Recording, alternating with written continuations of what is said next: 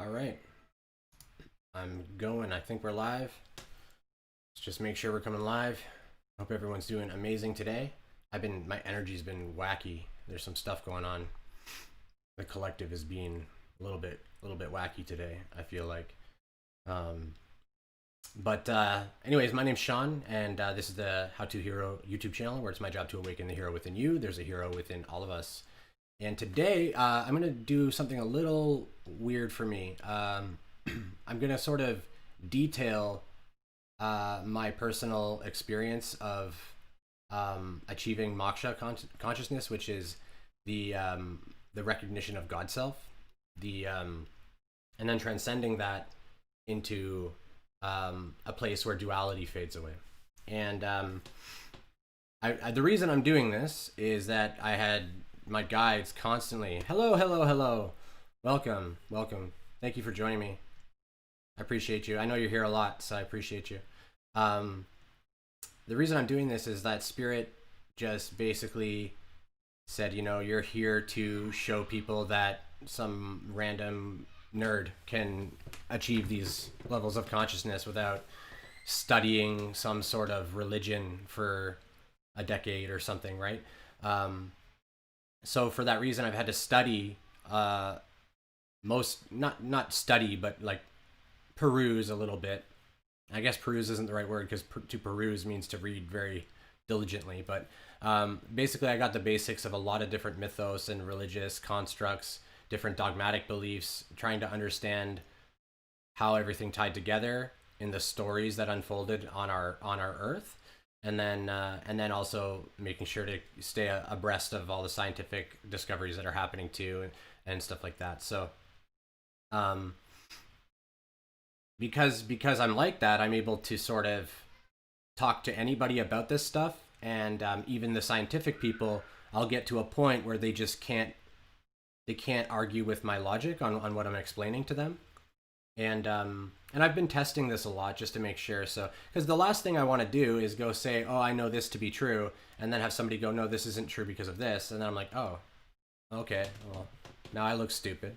And I don't mind looking stupid, but I don't want to look stupid when I'm speaking truth, right? If that makes sense, because that means I'm speaking lies, in my opinion.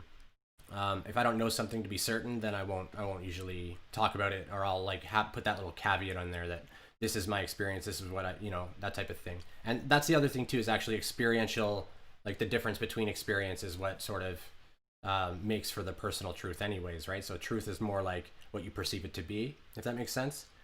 But anyways, so the first thing I want to talk about is the mission. Hello Camilla. Hello Heather. Welcome. So happy to see you here. So happy. First, I wanted to talk about sort of my purpose here. And this is mostly new information that's come in as I reached these stages. So initially, I just knew that I was a starseed and I was here to help with things. I didn't fully understand the scope of my mission until later. But now my purpose is as a sort of planetary transition specialist. It's in my case, it's mostly education and not so much information. So another example of someone that might do that type of thing is Q. But Q was here to start sort of the movement of it, and then people like me just step forward and go, oh yeah, here's how you do it, guys. Like, just so it's just very obvious to people that like it's all very attainable and all that type of thing. So so the main objective is to evolve the whole planet out of the duality, out of the illusion of duality. That's why we're here. Not everyone is here to do that. This is a pretty, I think, unique mission. Most missions are a lot more less complicated, I should say. And that's not like, I'm not trying to brag or boast about the mission or anything like that, or seem special. None of us are really special. We all have our own exact thing that we're doing, which is exactly what Source planned, which is what we planned, right? So you can't be special. You can't be special. Yeah, Nathan. Yeah, we're all helping. I feel you, brother. So but the current mission, that's like the big picture, right? That's a time away, and I have no idea what the timeline like. It all shifts, but as all of us manage and merge these different timelines together in the quantum, everything changes with the time. So like today, I could say that duality will be mostly gone by the year 2030. I could say that today, and feel like that's likely, but essentially it's irrelevant. It's irrelevant what I say. It could exponentially increase based on just free will choices, and then next thing we know, it's happening in 3 years or something, right? So I don't like to give timelines on that type of stuff because who knows what'll happen. But I just know that that is what's going to happen. That's like there's no it's not going to get like reversed or some, I don't know. It's not possible. But anyway, but my current mission is to provide a safe haven, like a affordable or free, hopefully free, place where like-minded individuals can come to learn about uh, spirituality or personal development, you can call it, from any line of any thought. So, like, I would like to be able to see Christians there and Muslims there and atheists there, everyone, because the framing of the information is moldable, and so what I'm trying to explain to people is that whatever they believe, whatever they want to believe, they're of course able to do that. That's within their, that's their truth. If that's their truth, that's their truth. Truth is love. So go nuts. And none of the teachers will ever try to tell anybody that they're wrong about anything. Because all of our most important guidance comes from within. It all comes from source. Now, the teachers will point out shadow because that is truth, right? That's what they're there to do, is to teach and guide. And sometimes their guidance may seem a little, I don't know. Like for me, like some of my guidance, for example, like if I've told a couple people this, but like I'm a Pisces, so and also because of when you raise to this consciousness level, which I actually pull down a bit because living around people when you're there is disorienting. It's odd. It's just odd. I don't know how else to describe it. It's a great place to be if you want to really realize creation, right? Really realize and pull things in and be sort of the perfect manifester, because you're in a neutrality place. Like you're literally just pure presence. So reality simply is. Actually, you know what? Okay, so I'll finish with the mission, I guess. So I want this to all be safe and affordable. Eventually, I want to have locations. I want to have I want to have castles that teach magic. That's the other thing. I'm a wizard and druid, so I'm merging sort of druidic philosophy, which is all about eclectic spiritual knowledge and understanding the universe, and then wizardry and magic, which is all about the mind and the subconscious. And this is magic with a K, a big distinction there. And that's all about magic within the self, and then casting spells and all these different fun things to do, and playing with energy. Like you can make balls of energy and throw them around and stuff like that. It's pretty cool. Some people can see them, some people can't, which has been fun. When sometimes like I'll walk around and kind of envision these things. But anyways, so that'll be part of it too, and then there'll be parts on like different types of whatever modalities people want to get involved in.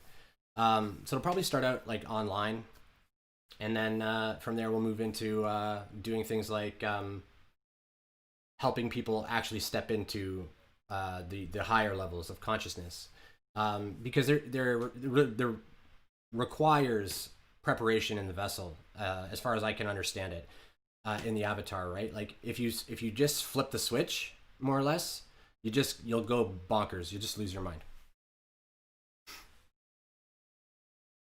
I think maybe it's odd because you understand so much and it's almost confusing why other humans do not understand what is truth, but then you can understand why they do not exactly. So truth has a resonance. There's a word for it. There's like a Greek word. I used to know it.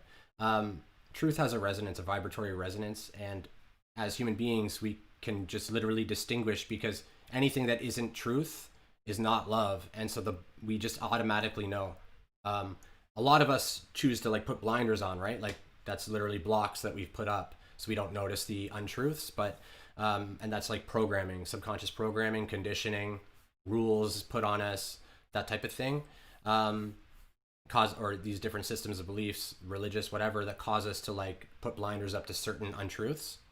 But all of us, whenever we hear an untruth, we have a little and and then the higher up in consciousness you go, the more you notice. And so it gets really disturbing actually, because you start to really see, and I think it's referenced somewhere, the Buddha said it or something about like being able to see all the shadow and stuff. And it's true, like you and it's really hard not to say things to people. um and these saying things to people is you just inviting more of your own shadow, right? So anyway, that's neither here nor there. And then sort of the whole thing will, the way that we'll get people in, you don't even have to be a member to participate. The services will just be open.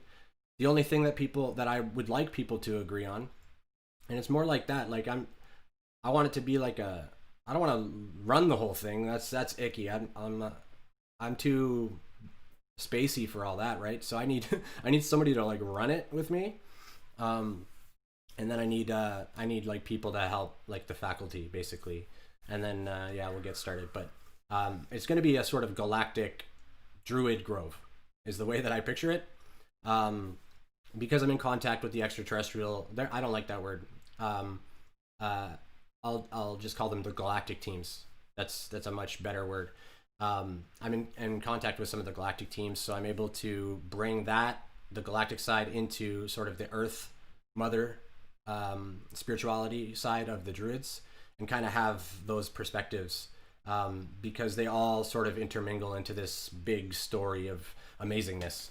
And the only thing that I want people to sort of agree on is that as creators, we do as we will, but what we will is aligned, right? So that's the only law. Do as thou will, for that is the law. But the law is love, right? So it's not do whatever you want, go punch people. That's not doing as you will, because will is truth. It is truth coming in, right? Alignment with source. And so it doesn't mean go do bad things, because that would not be in alignment. And it means we treat others with love. And so we don't try to do things in a way that's harmful to anyone or judgmental or something like that. I think the stream's glitching out a bit, eh? Oh, my Canadian came out a little there. I can see hopefully it'll come back. Sometimes if I get excited, this is going to sound stupid, but sometimes if I get excited, I start messing with the Wi-Fi signals, start getting all messed up. My frequency seems to mess it up, and I don't know how to like stop it. School of Truth and Equality Nature, that I think of so many ideas. Yeah, there's a lot of people that have had this thought in the collective, which is why I kind of went this route. I feel it. Like I feel like so many people are wanting to have this exist, but nobody seems to know how to make it, or nobody seems to want to take the responsibility. Even I don't want to take the responsibility, really, right? So this is like a call almost for somebody to help me take the responsibility, take the bull by the horns, and bring this thing into fruition. And it's like I don't need a partner. I'll do it alone until such time as I can like sort of get back to being in the clouds. My best space is thinking. Like that's what a druid is. It's a philosopher, really.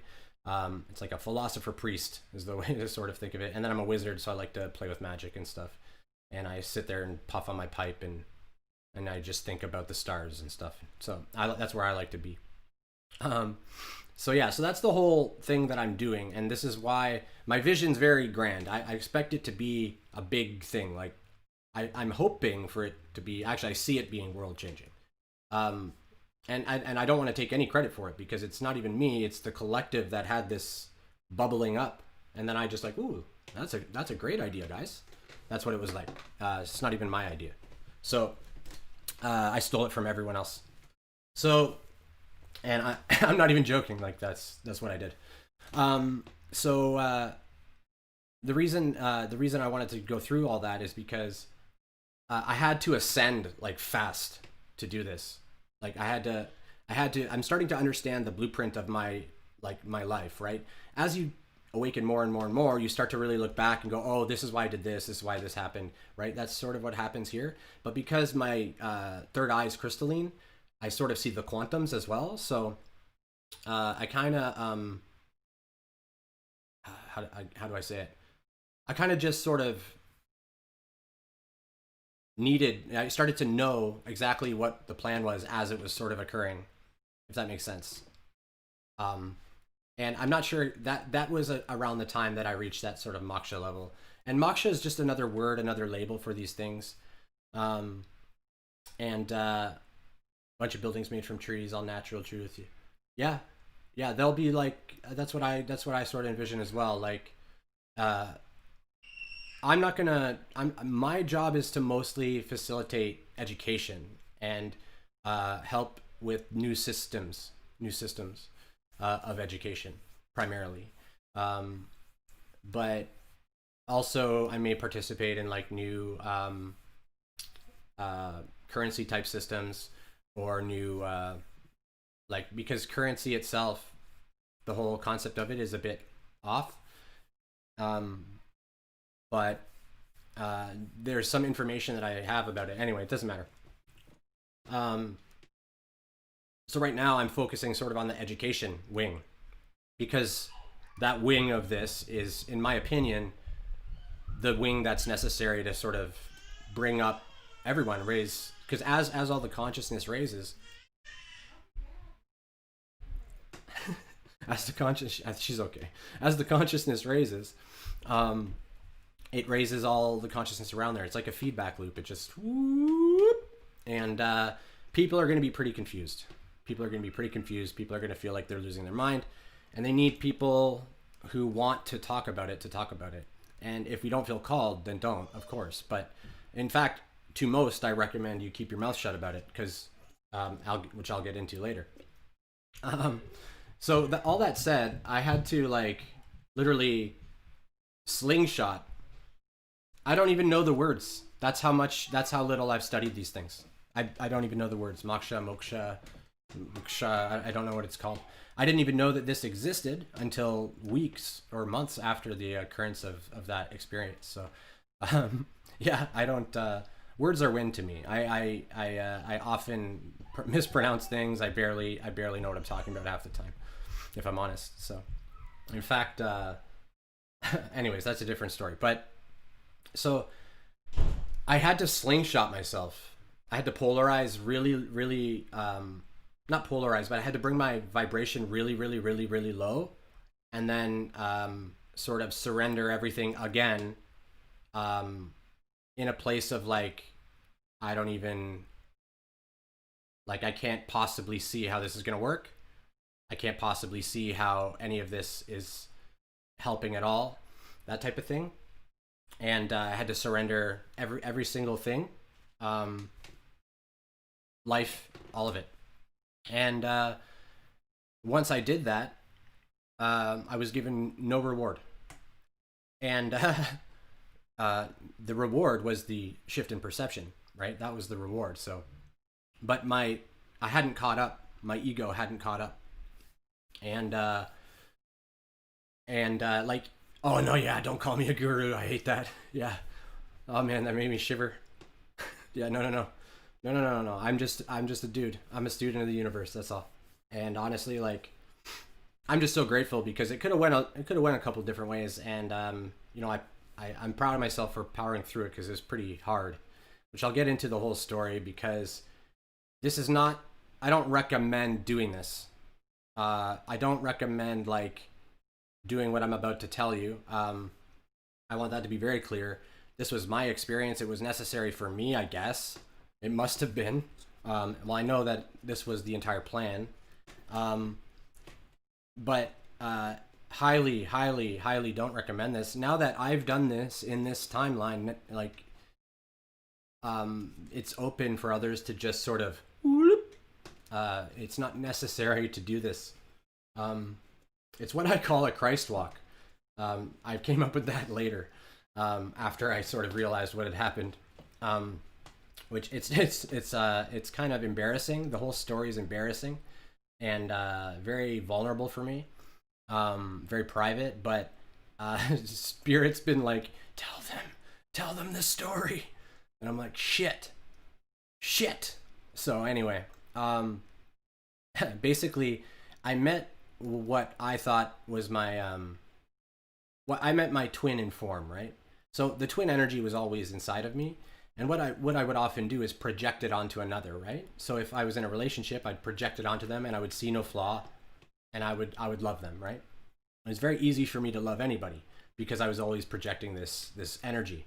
But in this case, when I met this person, I didn't have to project it. It was already there.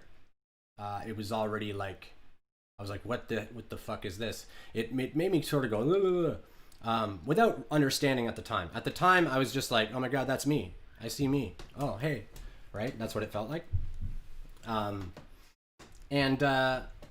And fast forward, like, we became fast friends. We're far away from each other, just texting and stuff. Best friends. And then I don't even know what that is, Kevin. I don't know what that is. So I would maybe do that. Mahasamadhi. I don't know what that is. please describe that to me. I would love to know what that is. If it's something like a Christ walk, I would never want to do that again. No. But I'll get back into it. So we became best friends, and both of us had karmic stuff happening, right? It was I'm not to go into major details, but just we weren't available for each other in any real way because we're far away, and also we had karmic stuff happening that, like, it just wasn't like timing, right? It couldn't work that way, and so anyways, whatever, it hit this sort of critical mass where, like, because it's very intense, it's very like, and both you like push and pull and whatever, it's very intense, and it gets to a boiling point, and then it pops, and when it pops, who knows what's going to happen. And in our case, she just sort of disappeared and blocked me from everything. And you can imagine, I mean, I was at first I thought it was like some sort of joke or something. For like days I was like, yeah, it's just a joke, it's not real. And then I was like, oh, this is real. And I was like, well then, right? So that was the first stage of it, right?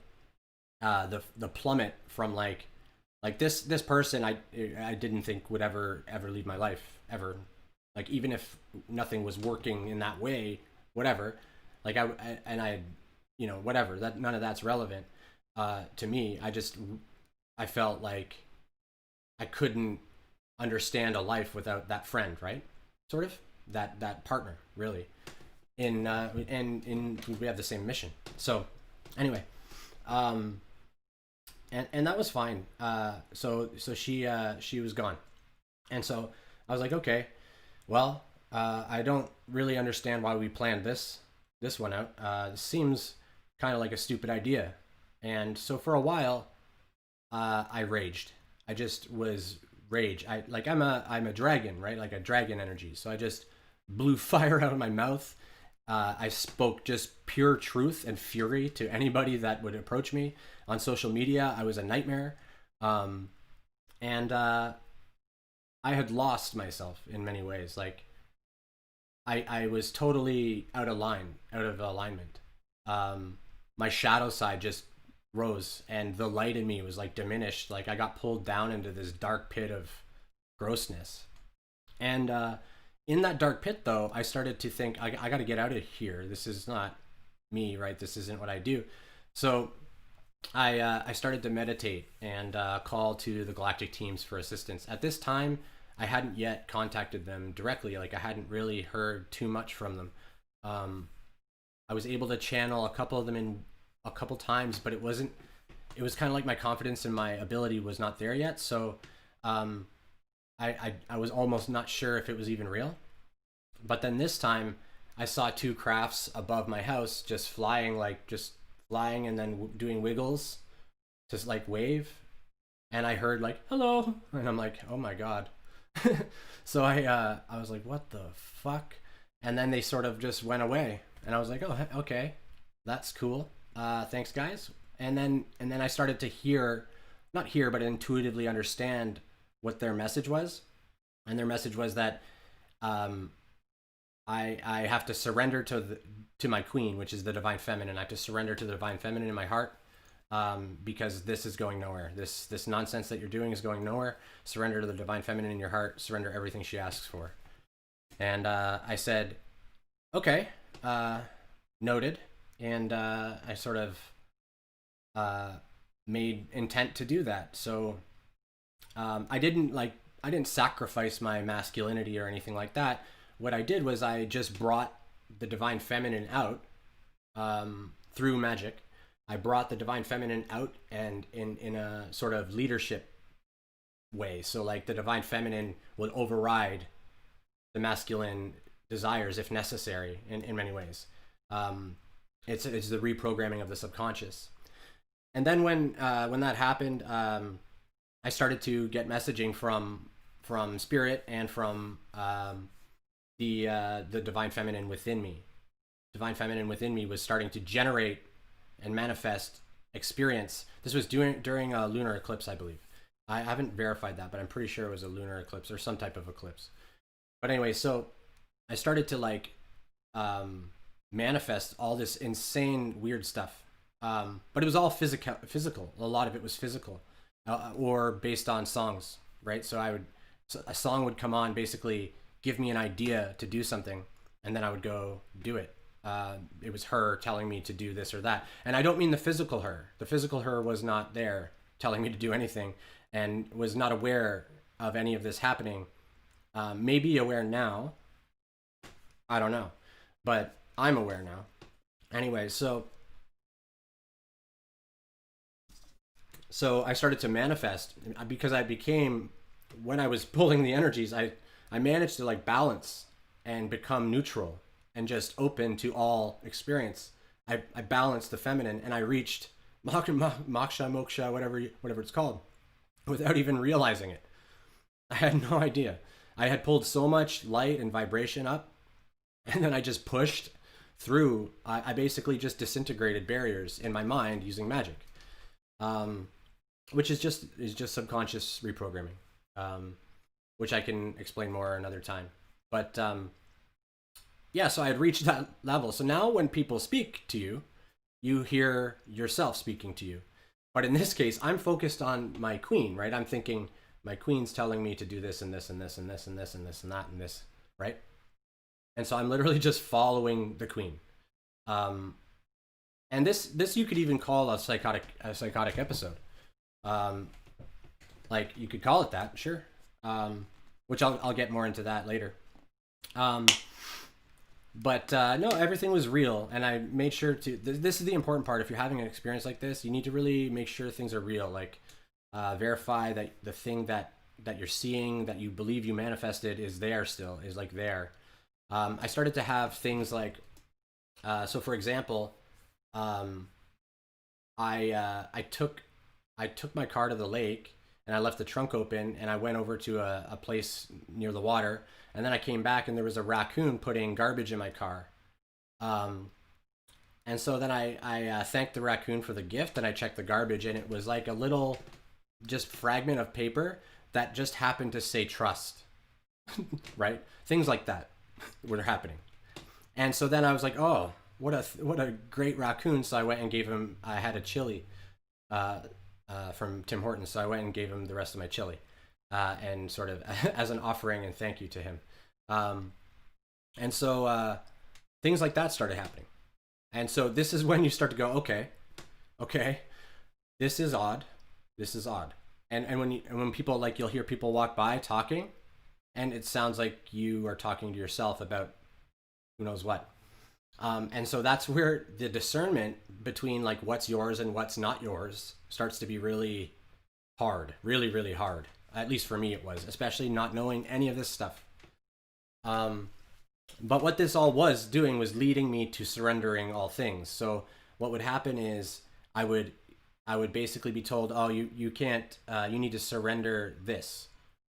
You need to surrender your home. So I was like, oh, all right. So I just jumped in the car and I left with all my stuff.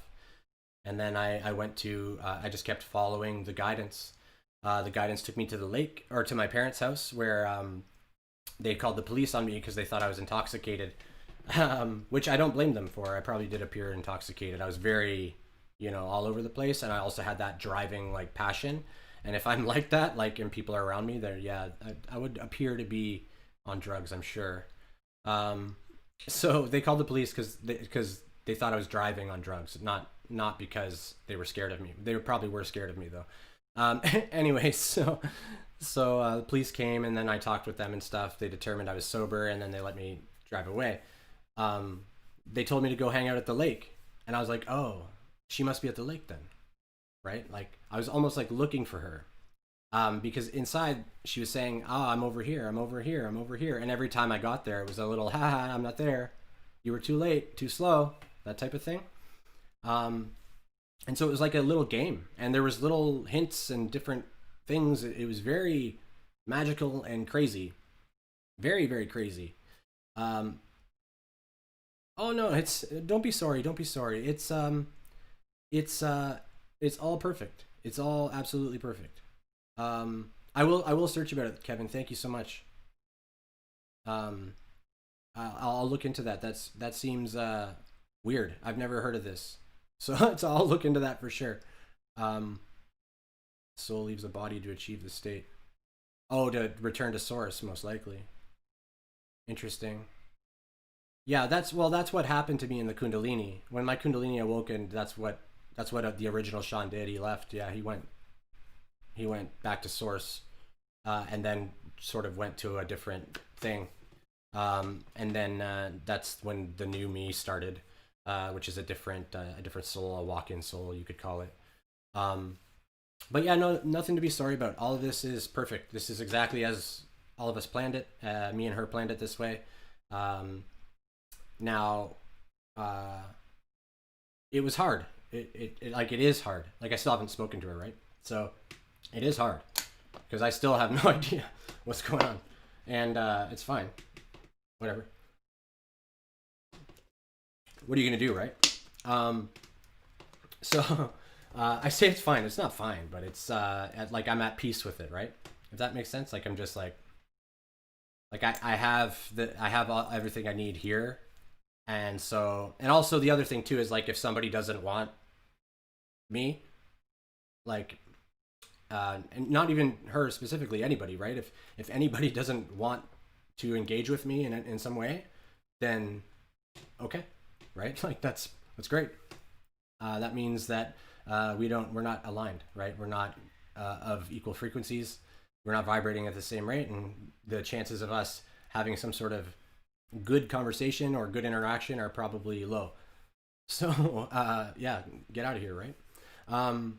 If that's the case. Um, but so I kept hearing her everywhere. Not her person, but the inner spirit, divine feminine, and she's in my experience, she's very tricky, like kind of likes absolute genius, and very good with time and stuff like that, and shadow work. And so this was, I think, her sort of plan to make me confront tons and tons of shadow. Because what I didn't know at the time was that my ancestral line goes all the way back to the Celtics, and this is why I resonate so much with Druidry. Um, and I needed to heal all that stuff that was still stuck in my like my field, and I had no idea. So I had to do that ancestral line stuff, and so because I had to heal for so much stuff, she sort of devised this plan that I would surrender everything. and sort of die and be reborn. Um, which is more or less what happened. And so I went to the lake, and then I started to, I was doing various weird things, and I bought ice cream and tipped the lady $40 or something because I just saw that I was supposed to do that. Um, oh no, she had a license plate that had like it was like 222 me or something like that, and I'm like, oh, she deserves a tip. That type of thing. So these things were happening, right? And then I was buying into it all, which was propelling the entire experience because I was at the God self, where you become a perfect manifester. So you manifest your own thing, and I was searching, and I needed to find her, and I was going to find wherever I was supposed to go to make this occur, whatever I was supposed to do. And I had no idea how any of this would tie into anything. I just was told that I had to do it, so I just did it because I didn't know what else to do, and I couldn't live like the way I was anymore. So I was going through like just severe depression, and like a lot of suicidal thoughts, things like that, because of my codependency. Right? It was because I felt like I needed her physically to feel validated. A codependent relationship, right? Which I didn't even realize was there until this happened, which is one of the reasons why it had to happen this way.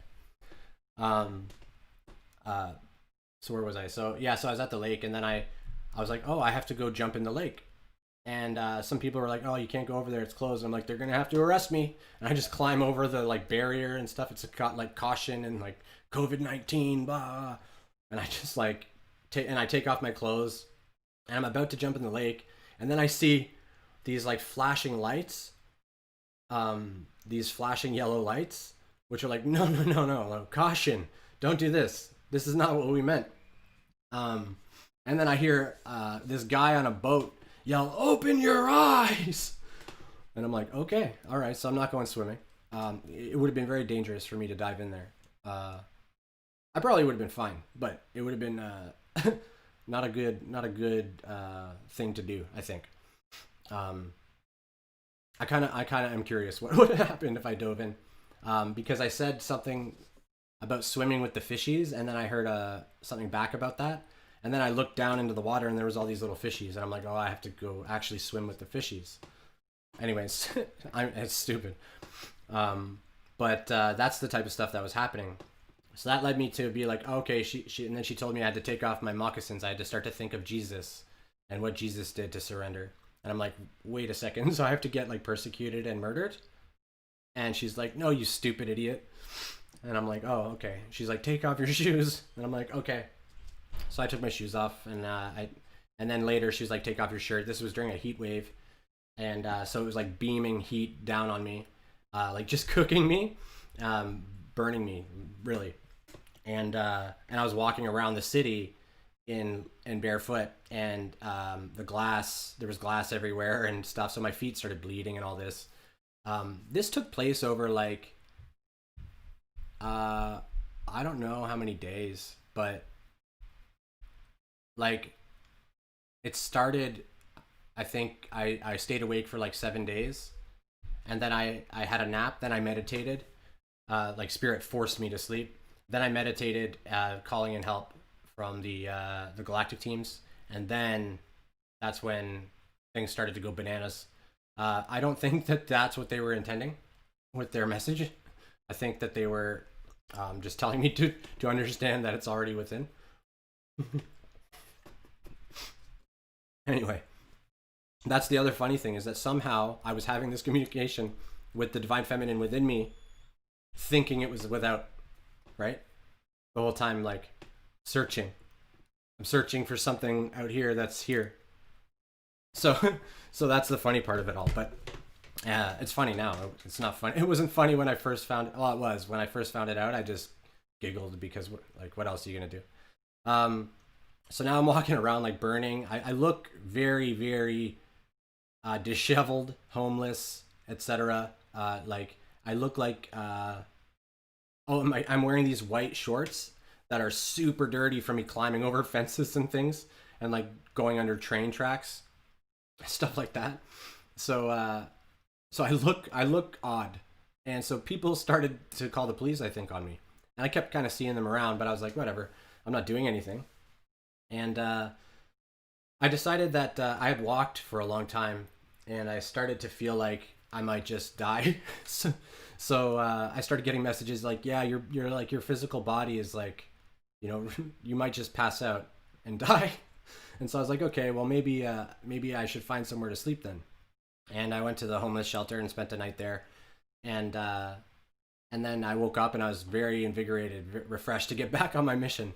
Um, and so this time I didn't go shirtless. Oh wait, no, I did. I took the shirt off. They gave me a shirt at the homeless shelter because they didn't want me not wearing a shirt there. Um, and and then I gave it back when I left, and and just walked off without my shirt and shoes again. Um, and it's funny for me to think about now.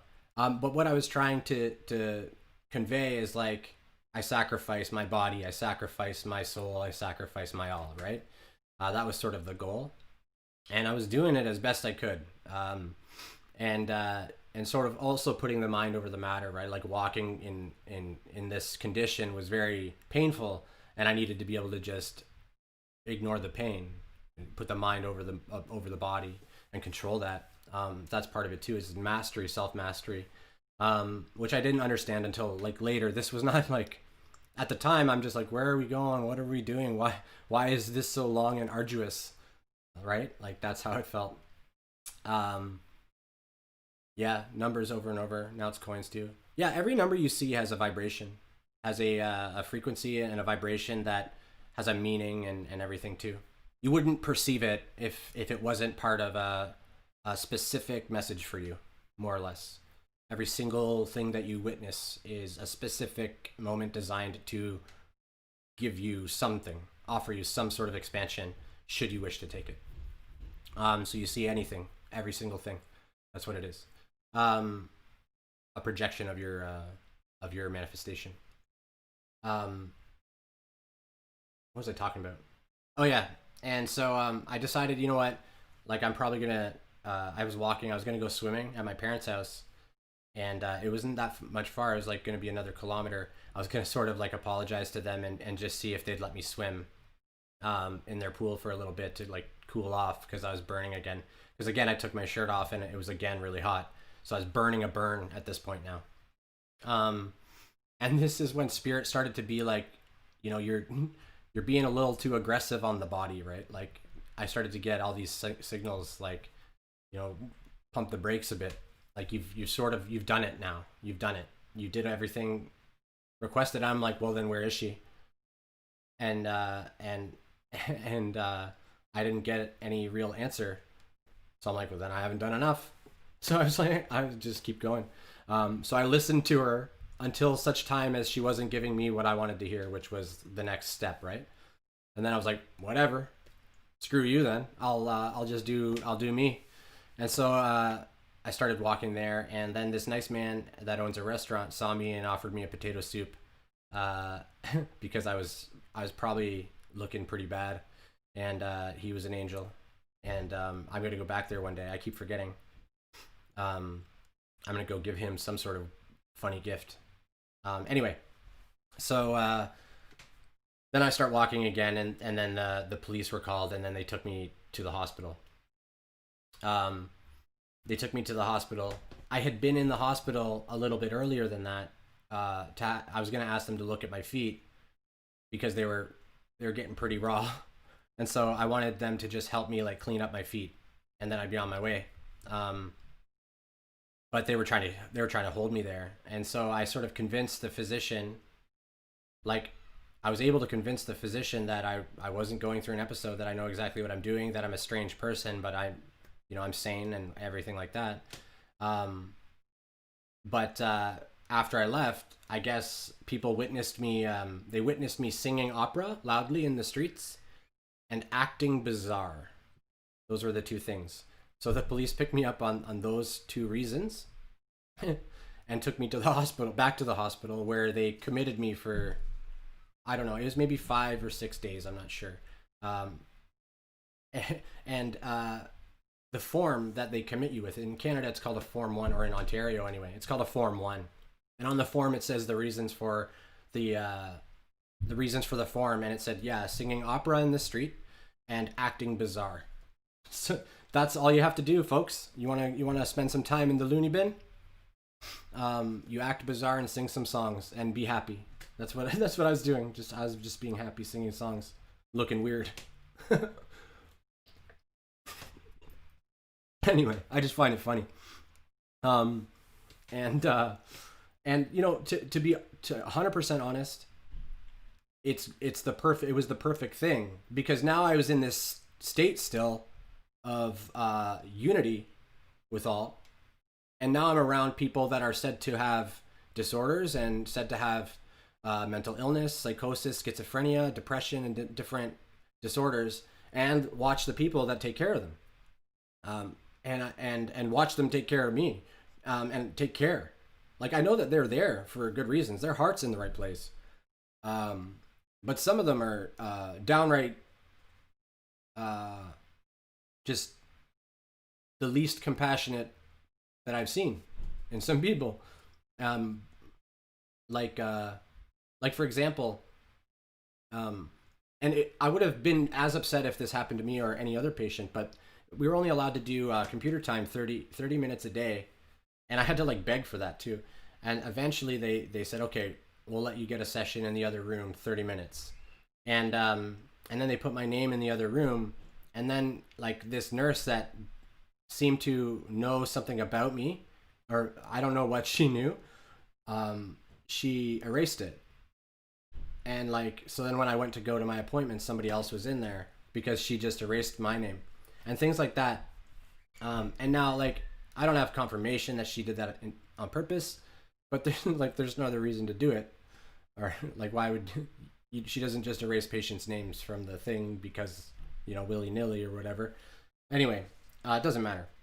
And then I also got to experience this psychiatrist who was basically just trying to push pills, tell me that I'm probably schizophrenic, I probably have manic disorders, I'm probably a drug addict, and telling me these different things. And I'm like, okay. And then he's like, so you're going to take these pills. And I'm like, well, so we're going to just take pills then. We're not going to assess me. We're not going to like diagnose. We're just going to just throw the pills right at it, like right out of the gate, right? And yeah. Yeah, you gotta be careful. You gotta be careful. Now, as long as you look fairly put together, they'll just think you're a weirdo. If you look like you're a vagrant and you're doing that, that's where you gotta be careful, because they'll get you. They'll get you. I just assumed I was this naive sort of child that I was really embracing my inner child, and I really just assumed I'm doing literally nothing to nobody, nothing to nobody, nothing to anybody. How could anyone possibly stop me? And I was not worried at all in the slightest about any of that. Because what was I doing wrong, right? Now I was damaging myself, and but they didn't know any of that. They didn't know any of that, and they never talked about any of that. Anyways, so so yeah, happy birthday to your son, Lynette. Happy birthday. Happy birthday to your son. And anyway, so I just basically talked to everyone and sort of tried to understand, because I was able to sort of see through a lot of the programming that they had. So people that were schizophrenic, or they had some sort of disorder, whatever, I could kind of see how it was a box conditioned upon them, and they've sort of come to terms with this idea that they're broken, right? Like that they're this busted piece of machinery or something, and that if they take their meds they'll be good. And it was really sort of upsetting. Actually, it was good because it was able to force to switch my perspective a little bit, stop worrying about this divine feminine whatever the frig I was doing, and focus on these people around me that needed help. And I would never tell a patient not to take a doctor's orders, but I will tell the doctor that his orders are stupid. Like, I won't tell the patient. I'll tell it in front of the patient. It's up to the patient, right? I'm neither here nor there. But so I did things sort of like that, and that's probably why they kept me longer. Because you can't keep people. Anyways, it doesn't matter. It was beautiful. It was a nice little rest. I had a good little rest and just chilled, and was able to sort of work with. I had no phone, no anything, right? So I was able to really just work with my mind. I think part of the reason they kept me too is because when I'm working things out, I often will talk to myself to like make everything make sense. And then they were watching, and I think they had a microphone as well, so they're like listening to me talk about all this random stuff, and they're like, this guy's fucking nuts. This guy's fucking nuts, bro. Right? Like I don't know. I'm just guessing. But eventually they're like, he can talk to himself all day. You can't just hold him here for that. Anyway, so then they let me out, and it was in there that I really experienced this this like dying. It was as I came out of there. Like I went through a dark night of the soul because I went so high up, and then nothing that I thought I surrendered all this, and nothing came of it. Now I'm just back exactly where I started. The person's gone, which that's up to her, right? That's fine.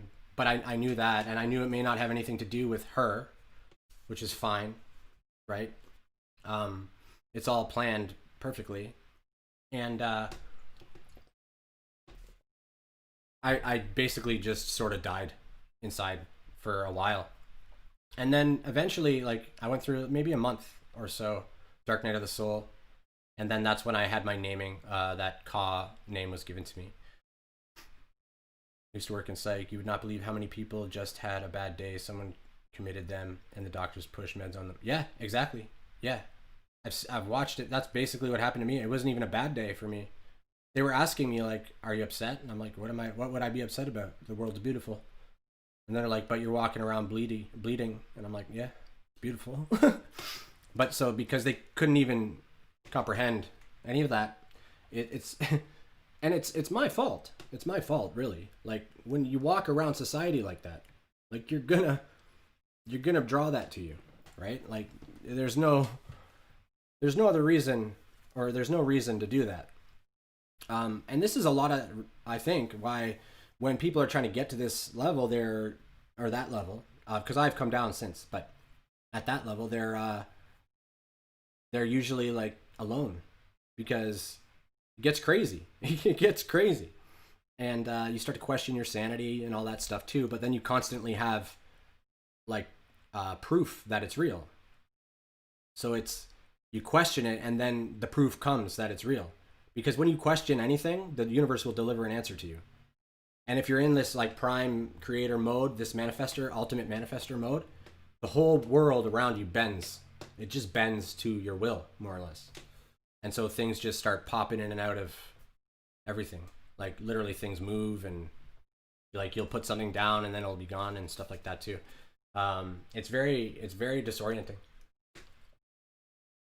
Because it's also your subconscious that's doing it as well. So it's your conscious and subconscious mind that are affecting sort of the manifestations. And because in 5D, everything's vibrating faster, the manifestations are like fast.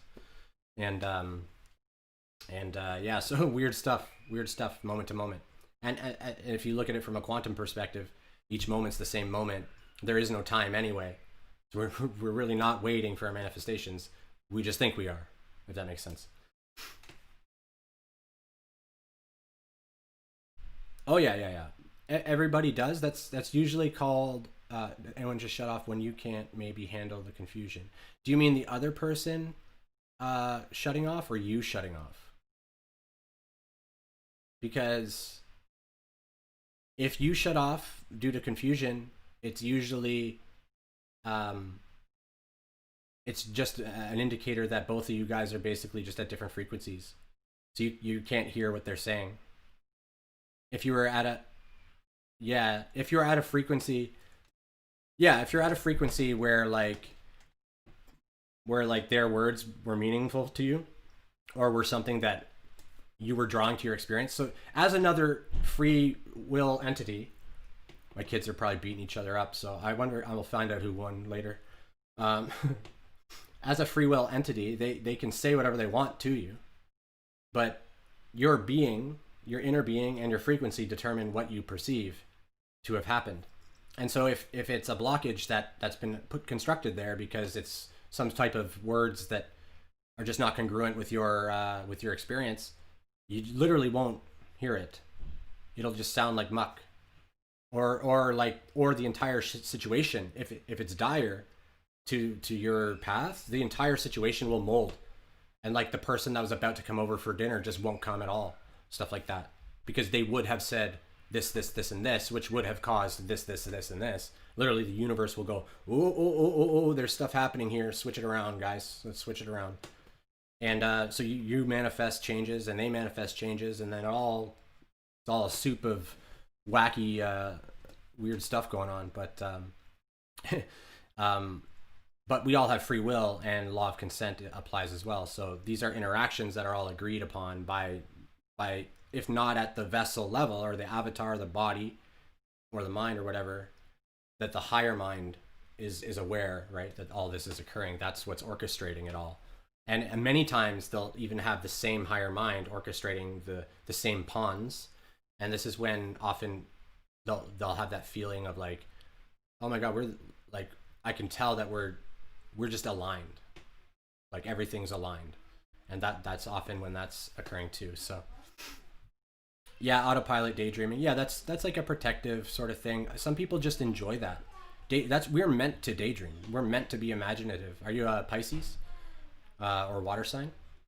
Like we're meant to be like just, oh, I wonder about all these pretty things I can think about, right? Or even dark things, whatever. We just like thinking about worlds and world building and character building, and we like to imagine people's lives. So like for me, when I meet somebody, I often will like go through like a little reel of their life, and kind of spin through the various things that led them to here.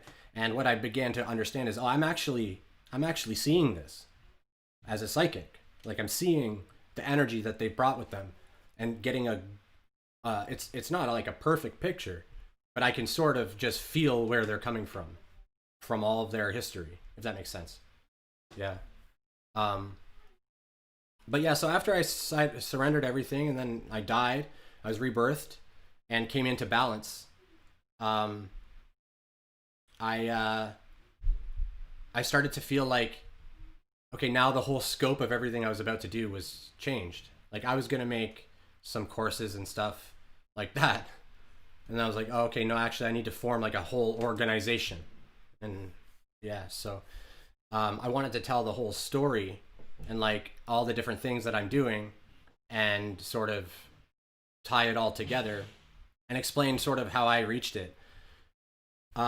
Really what it's about is the difference between being in like a oneness, which is where a lot of us have gotten to in 5D, is that it's called, I think, cosmic consciousness. They may call it the Christus, Christus blueprint, or Christus consciousness, Christ consciousness, oneness consciousness. These names, I think, all stand for the same frequency of consciousness, which is that of oneness and joy, typically. So it's a lot of joy and gratitude, and then a feeling of oneness. But duality is still there. You still see the other as a different you, like a different thing. They're their own thing. And the next stage is beyond that, where reality is no longer joy and all that, because you're now balanced. Reality is. It just is what it is, and that's what it is. It's not bad or good. It's perfect. It's just perfect. It's just love, all of it. And that feeling is great. It's a great feeling. But it's also, you start to realize the responsibility that you have as a creator, because you start to be able to manipulate things around you. And then what's natural is to play with that, right? Play with that power, play with that that sort of capacity that you seem to have to just move, make things happen, make things occur without really even being involved in many cases. And this is that's more or less magic. is sort of what you're doing. It's you're sort of manifesting at the adept level. You're that's what the law of one would call it, the adept. Um, and and that's when you start to be able to see things on like a quantum level, I think, too, when the third eye crystallizes. I don't know if it can crystallize prior to this state, or I don't know. But during all my awakenings, like, I'm going to bring up the level of consciousness here just to show you guys. Hopefully you can see it. I can't see your comments when I bring it up, so I'm just going to like cross my fingers. So like most people are like in and around here, right? Like I think the neutrality is like more or less, people are mostly in this range somewhere. But a lot of us who like identify as this sort of as a light worker or something are up in here, like we're in this sort of area. Joy, love, we see of a loving God, a benign life view, like things are good. We have a reverence for our emotions. We appreciate our emotions because they help guide us into what we need to be guided into. And this came to us through revelation, or revelation. What? Anyway. And then the next one's like joy, oneness, complete. So everything just feels perfect as it is. And you have sort of just a serene peace with all. When you move up into moksha, the cosmic consciousness, the all being, so this is like the God view, that understanding that we're all co-creators, we're all here to build the world. Everything feels perfect, and you have a blissful emotion. This is what would be called like illumination. That's sort of like turning the lights on, right? Turning the lights on of the creator. When you're in this state, you start to more or less be the perfect manifester, unless you have things that are blocking you. You may have blocks still in certain areas because of something that you've agreed to already that you're not aware of in your subconscious, that's not affecting your vibratory rate, but it's just a frequency that you're holding. These types of things, they're sort of blocks that are still there. But then when you move into this God consciousness, you see yourself to be God, which is accurate. And then the life view is there's emotion, I would say, but it is a free flow of emotion. So it's not there would be no outward presence of it, and inwardly it would feel almost like a blessing. It feels like a blessing in many ways to experience emotion at all, because it's almost difficult to even have something rise emotion in you because you've reached a certain level of mastery. And then you're sort of aligned with source in many ways. You're aligned directly with source itself. And that's what Abraham talks about, I think, more recently. But yeah, so that's kind of what happened. What am I doing here? What the heck am I doing? Yeah, that's what happened. And sort of why it happened. I wonder if there's anything else I missed, though. Anything important. Oh, after all of that, that's when I really started to be able to contact more entities, multidimensional entities. All the channels really started opening up as I focused away from like all this twin stuff going on, and really, because I started to realize this is a distraction from the mission. Like I'm not, this isn't what I'm here to do. Like chase someone down for no reason, right? Like why would I do this? And then I moved to started focusing inward again, and like building channels to different councils and different galactic entities, things like that. And then I had to sort of show the dragons a dedication to them through I was guided by Odin to do that, believe it or not. He came through as a guide for a period of time, and he made me wear a blindfold and stuff, and it was different, but it was amazing. And I think this can happen to anyone. Like anyone can bring these guides in. They just have to sort of move their frequencies. You can do that as well sometimes. I think I am them, but then I see myself and realize I'm not them, but I felt and understood them somehow. Yeah, exactly. And you can, it's sort of like you can wobble in between, I think, too, right? Like it's a switch that flips, but then you wobble a bit, like you turn it on and off, I think. And so what I'm trying to do right now is master the up and down of that, like, because it's not a just where the world's at, and also with the responsibilities that I still feel are a part of my mission, which are things like my children. It's very hard to put yourself into that perspective and then focus on these um, attachments like that, because the attachments, you don't see them the same way from that perspective. When I shift back down, I see it totally differently, and then that whole responsibility is still there, and much more palpable, if that makes sense. But from that perspective, like, everything's neutral. All ties are not there. You are source. You're God observing creation itself. That's what it feels like. Um, and it's disorienting as hell. Disorienting as hell. Do I write? Typically, no. No, I mean, on occasion, I'll write a poem or something. Um, Usually, if I write, it's, yeah, music or a poem. Um, Celtic people don't typically write stuff down. I do have, well, I would have to verify it all with her, like, to make sure. Um, but yeah, like, through the stages, yeah, like, basically, I still feel, she's in the heart, right? So everybody does have it. Um, but both have to align to that. Like, just because you can feel it doesn't mean they can yet, right? Like, it's there regardless of feeling it. It's there. And also, they may not be the twin. Like, because the energy within you, and then what happens is you see another avatar that's the perfect match for your vibration. Like, it's literally a fragment of you.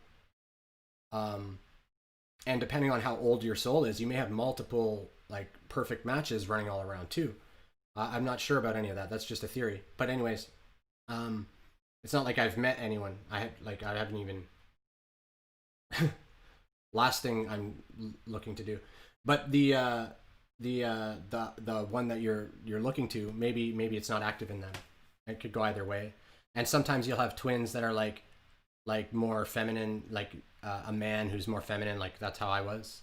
And so what I had to do is I had to balance my masculinity. I had to be assertive and confident, and not look externally for things, so that I could be the right partner.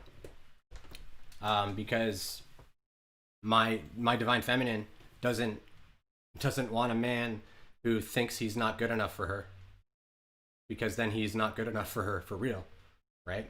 So I had to sort of bust all those walls down. I write all the time, these little detail things. I would write it down. Not all the time I realize those details, but when I do, I'm happy to put it on paper. Yeah. Like, lots of us, writing it down also puts it sort of into physicality as well. Starts to make it more of a potent thought form that exists now in the collective. So other people will start to have that same idea. Thinking about the Garden of Eden. Garden of Eden. So I think the Garden of Eden, I don't know the whole story. So let me just say that from the beginning. I don't know the entire thing with that whole.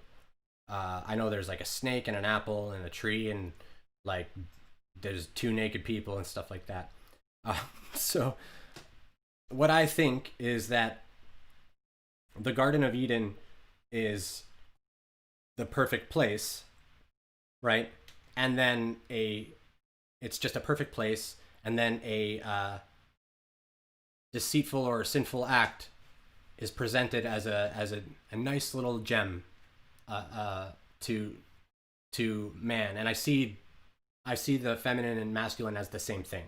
They separated them to make genders, but I see that as the same thing, and together the energy made the same mistake together, right? Because that's the only way it could be. And this is a story, right?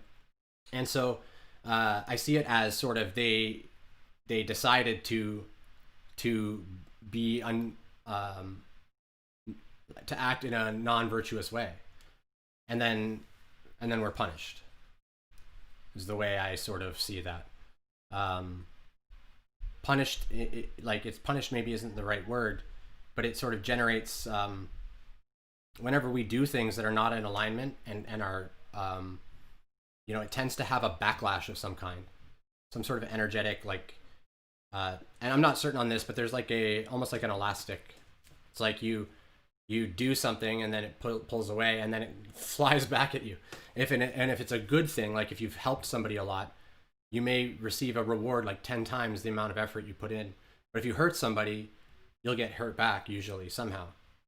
And people call that karma. I think that's part of it, karma. Part of it is simply your true self understanding that you did something that you need to experience, so that you know why you shouldn't do that. That's what I don't think karma is necessarily what everyone makes it out to be, though it could be, because I think the karmic wheel is paused right now. So like karma's sort of stopped. Everyone can just step away from karma and then just ascend. That's how I understand it.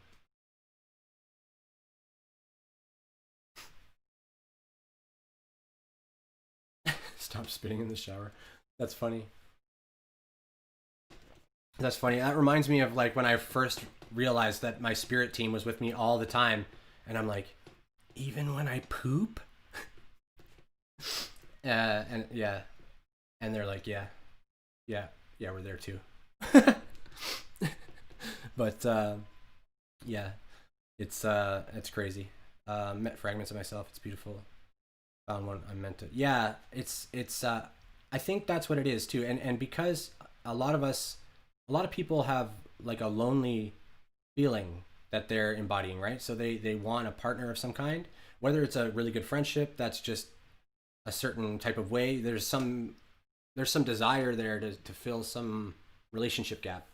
And so they sort of project onto people, like they feel the kinship from the soul, either the soul age or some sort of other connection, and then they just sort of reapply it, like apply it to a different. So like it's not uncommon for people to be like, oh, you're my twin flame, you're my twin flame, you're my twin flame.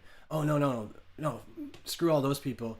This person's my twin flame, right? Like you see people do that, and I mean that's just crazy, right? But I mean, technically speaking, if you're like at a high level, you could really apply that energy to the person, and then they'll start to feel drawn to like come either get rid of you or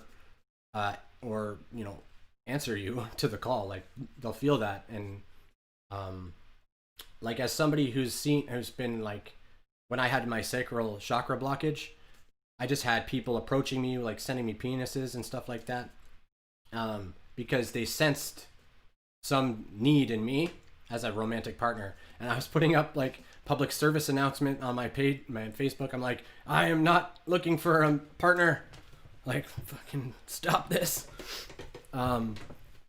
Yeah, exactly. It's your own stuff thrown back at you. Yeah, exactly. It's justice. Like with every action, there's an equal and opposite reaction, cause and effect. Like the universe, if we look at the hermetic principles, which are some of the ones I like to look at the most, it's there's you do something, it sends ripples out, and then it all reflects back. That's the universe is a mirror for you to learn. The whole place is you could think of it as like a school for gods. There's a book called School for Gods, which is pretty cool. I didn't finish it. I read a little bit of it. But yeah, this place is, and there's different grades. So as you raise consciousness, it's like you get access to the next grade. So there's tests though. There are definitely tests to make sure you're almost like ready and in many cases worthy, because you're not just inherently ready for that. If you move up too quickly, that's when because you have to make a choice when you get up there. Like, am I gonna do things for good or am I gonna do things for dark? It becomes very obvious that you could do more or less whatever you want. It becomes very clear that you could shift things more or less however you want, and then your power starts to really amplify. And so our goal now is to have this be the light. So luckily right now the Earth's vibratory rate's so high and people are in fifth density, um, more or less, if they're starting to have like really bad, dark type pathways into service to others or service to self, and start to really go that dark route, which was a valid path for a while, they'll just experience too much entropy. They can't be like the hooks that they would normally have, the fear hooks, I call it, won't hook. So they won't be able to manipulate with fear as much. As everybody's consciousness rises, people will just see right through the fear. They just see right through it. And the fear won't pull in the power that those types of entities feed off of. And so we don't really have to worry anymore about like, you know, somebody using this information for bad, because they can't. They can't really. They can try if they want, but they'll lose because they've already lost. So they had their opportunity to play with the dark, and that opportunity is now over. Ooh, it's painful too. Yeah, yeah, that's exactly it. Hi, Jay. How's it going, man? Or woman. I shouldn't make assumptions. Or not gender. What's the word? Gender fluid. I like to just assume everyone is sort of gender fluid. Like in my perspective, we're all light beings and gender fluid. So I just like to make that clear. If I ever say him and her, I mostly am just using words. Like, and words are, I say all the time, words are wind. Like, words are meaningless. But yeah, so yeah, well, yeah, it could be called karma. So that's like karma. So like I do something bad, karma hits me, and then I do the same thing, karma hits me again, and I just keep doing that, right? That's sort of a karmic cycle. But then when you go, oh, actually, if I don't do this way, then I don't experience that karmic attack, that karmic energetic comeback, right? And then that's when you go, oh, and you learn the lesson, and it becomes dharma. But right now, the karmic wheel that like accumulated all that karma and all that programming, like you can just shed it. Like you're not tied to it. You can just sever it all. Just chop, chop, chop, chop, chop, and just fly away. And that's what I'm trying to help spread, is that as we move into the age of Aquarius, the purpose of this age is to be children on Earth, like play with the world and make it a beautiful, weird, fantastical place. That's more or less the plan right now. That's why you're going to see tons of stuff about aliens, wizards, and witches, and weird stuff. Just weird stuff like fairies and whatever. Dragons. I shouldn't leave out the dragons. I could hear them. They're like, that's funny. But so you're gonna start to see like a lot of people like me just talking openly about this stuff, probably. And if not, that like they're gonna feel it within, and then see me talking about it or other people like me, and start to really kind of understand what's happening within them. A lot of us. Thank you. It goes two ways. The teaching, it's Ra called it teach, learn, teach. It goes both ways. So whenever I'm doing this, it's helping me arrange all my thoughts too. It's as much selfish as it is sharing, right? So it's my pleasure. It's my pleasure that people even listen to anything I say, to be honest with you. Assisting twins coming back into union. I could feel the energy pulling. So I'm not assisting anyone at all, because that entire journey is so unique for each person, so unique for each, not even each person, but like each twin set too is totally unique. So it's not, I don't think it's a good idea for anyone to try and help people through that, because personally, I know that there are like coaches and stuff that do it, and maybe they've got tactics or something for this, but I don't know. Like no, but I do feel all the energy. I feel the pulling. Like I could feel it in sort of the just the energy. I just feel it, and so like I could tell who needs support and what kind of support they might need. and I could feel both energies doing it. And I feel the divine feminine purging and purging and purging and purging and purging. And I'm like, oh my God, relax, girl. That's how I feel. Like, I feel it. And I'm like, chill out. Like, you don't have to die this moment, right? You'll die. You can die later. Um, and I don't know if there's a rush or like an impatience there or what's happening with that. And then the divine masculine is like, yeah, I just did that. I just did that. But now it's like, it's like he's sort of, he doesn't know what else to do because he feels like he's missed some crucial step. But really, he just needs to continue doing his mission, right?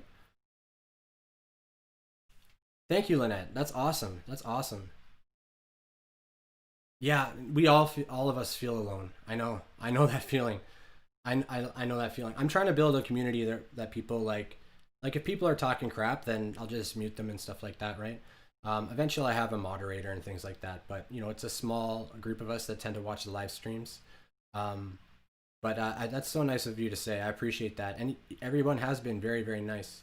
Everyone's been great. Everyone's been great. Um, and I'm just so appreciative, honestly. Um, what was I gonna say?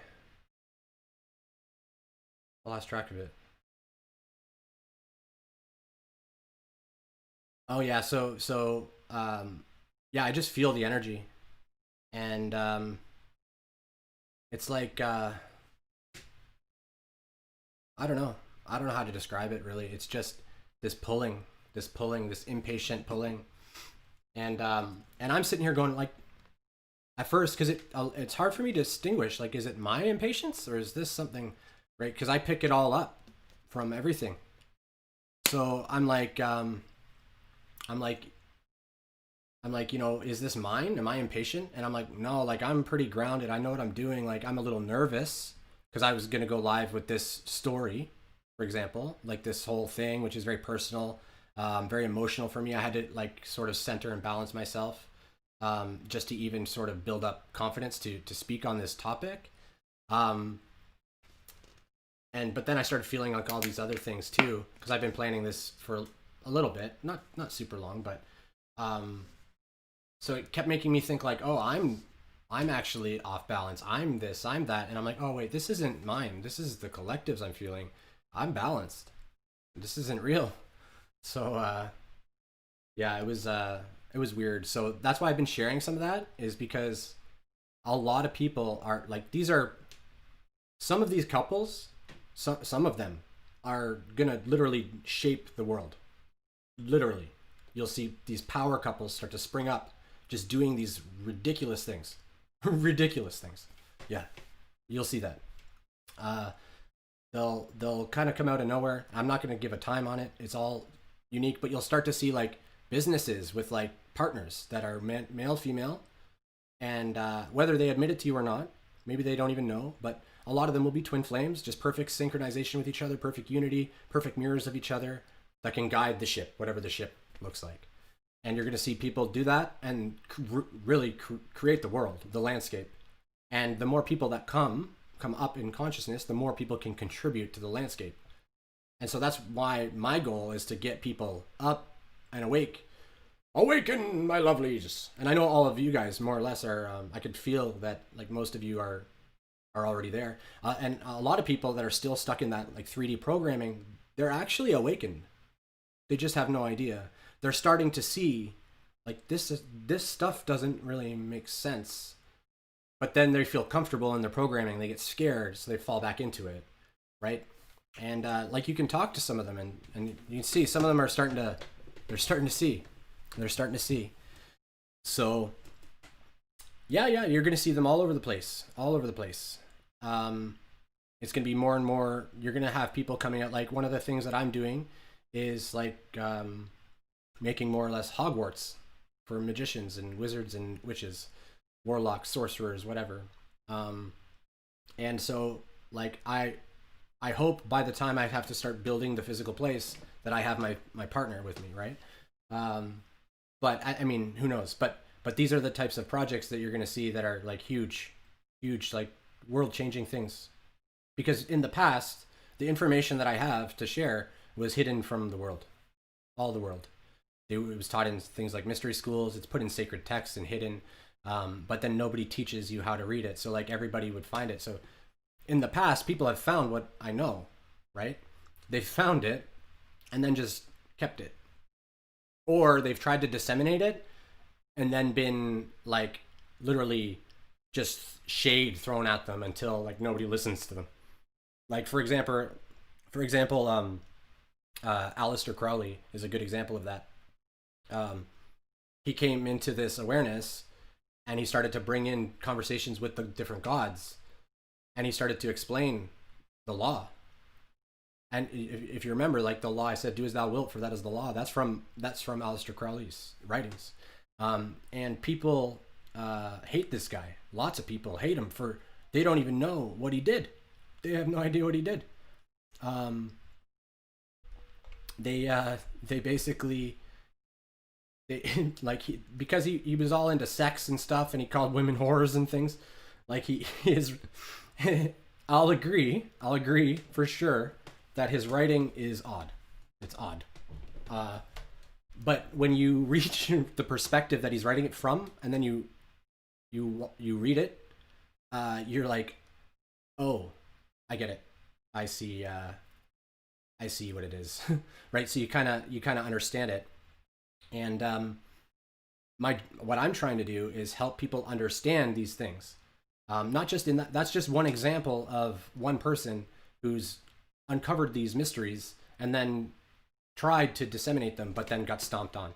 And it's because he had weird ideas. He had weird ideas, but it was all based in love and sharing of love, right? When he called women whores, he didn't mean literally they were like subjects and things like that. That's not how he meant the word. But of course, it was put that way, right? Like so that people would be like, oh, he's a sexist, and maybe he was a little sexist. I don't know. But again, it was still like everything he was constructing was all based in love, right? So yeah, there's a bunch of people like that got shit on, and like they're gonna have a hard time shitting on someone like me who's just like I'll say the same different thing in 20 different ways, and then and then I can also usually say like prove me wrong, and they can't. A lot of the reason they can't is because I'm stepping past the sort of the rational limitations of where their logic can go, and so they hit a ceiling where they're like, I can't say like everything you're saying makes sense, and I'm like, that's because it's resonating with your soul, but you know that it's true because it has the vibration of truth. And so that's sort of where we're at now, where people can't get away with all this nonsense. Do we have to polarize? I wish I could choose service to all in a unity in duality. Yeah, polarization is it's like every single action we take polarizes us one way or the other. And in fact, I think it's more complicated even. Like the action could almost have like an infinite spread of vibratory rates, like strings of consequence, I guess, or effect from your cause, and they're just like all over the place, tons of them. Some of it may be good, some of it may be bad. Think about how much you don't even see, right? Like if you make a wrong turn and drive into somebody in their car, right? Like you crashed into somebody, maybe you weren't paying enough attention and made a mistake, but that action maybe coordinated this whole amazing thing for this woman that you ran into, or this person that has the car or whatever that you hit. Maybe she gets a brand new car, and then she gets this new car and something happens because she has this new car, and then like all these things spiral into this, like elongated timeline of effect from your cause, if that makes sense. And that's why you can't just shit on yourself when you make a mistake, because you made that mistake. That was already like you decided to do that already. But polarization happens when like it takes account of that, and like the badness and the goodness, or the light and the dark of the action. Most of the time, dark action is in and around fear, manipulation, guilt, shame, that type of thing. And it's in so So that's why even hitting the car, like you were just doing as you did. You didn't mean to hit the car, right? So did you do anything wrong? Maybe you know that you should pay more attention, right? Maybe that was the lesson. Sometimes people need these types of lessons. I wonder if you guys heard my daughter there. Um, but we don't have to polarize, like, you don't really have to choose light or dark. What you have to choose is, are you gonna service to yourself or service to others? What eventually you start to realize, the others are the self, right? So by loving the self, you love the others. And so you can look at it that way. All the work that you try to do without on all these people is like, it's like trudging uphill, like up a hard hill, when you could just jump in the river of your heart and just flow downstream and just like follow it. You know, we make it harder for ourselves because we focus all our attention on the external, when the trick is to focus it inside. As we change inside, all the external will reflect back to us what we've changed, if that makes sense. And especially when we start doing quantum shifts, if you make a big change inside, quantum shift, suddenly everyone's different. Like, they used to do this thing that you hated and they just stop, for example. Things like that. I hope that makes sense. Apparently it holds messages if you guys swear, which I don't care about swearing, obviously. But just in case I have to let it through or something. You know, Maynard, the singer of Tool, his lyrics from like 10 years ago, he wrote about times we're going through, and Indigo Children trip me out. Yeah. All all creative expression is source consciousness flowing through the avatar to be expressed. Um, um, I have a friend who's the lead singer of a band, um, and all of his lyrics are more or less prophecy in almost everything. And so I'm not ready to share all of that yet because it's so weird. It's so weird. It's as if he was doing bardic magic, casting spells when he was a child and things. So I've seen some weird stuff with music, and because I'm doing bardic training in the druid, in my druid order, and we work a lot with like rhyme and story and creation, poems, and singing and dancing and all that stuff. So I dance around, and like when I'm sort of crafting and understanding, sometimes I'll speak with sort of the world, the wind and stuff in a sort of song. I look like such a fool. Luckily, like, I don't care what I look like. So I do like what I call Shan yoga, where I'm just bending around, like flowing energy around too, and just like testing what I can do with my body and stuff. Doing weird stuff like trying to hold my breath for as long as possible, things like that.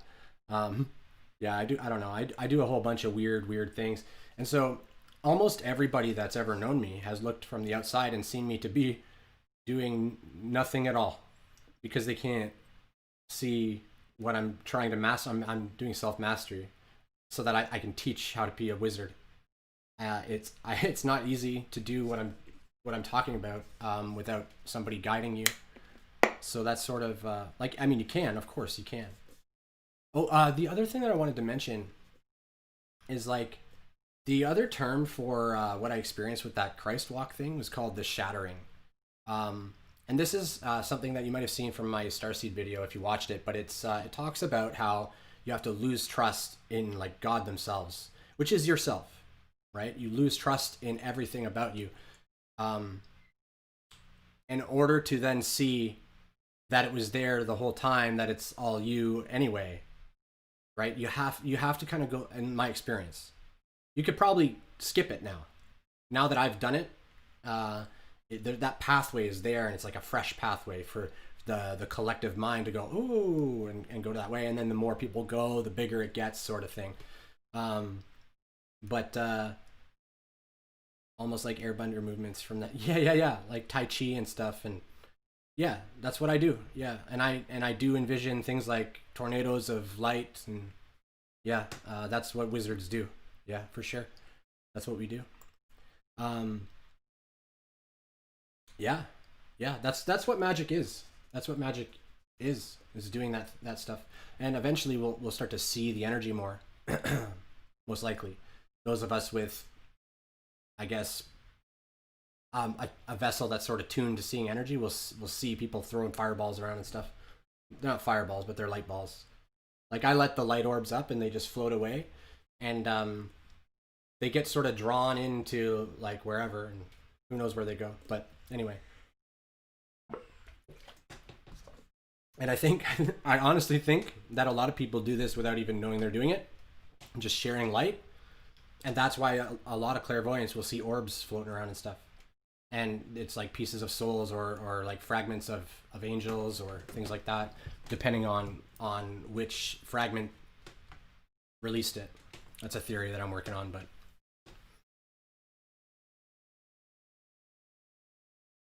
they thought it was your thing.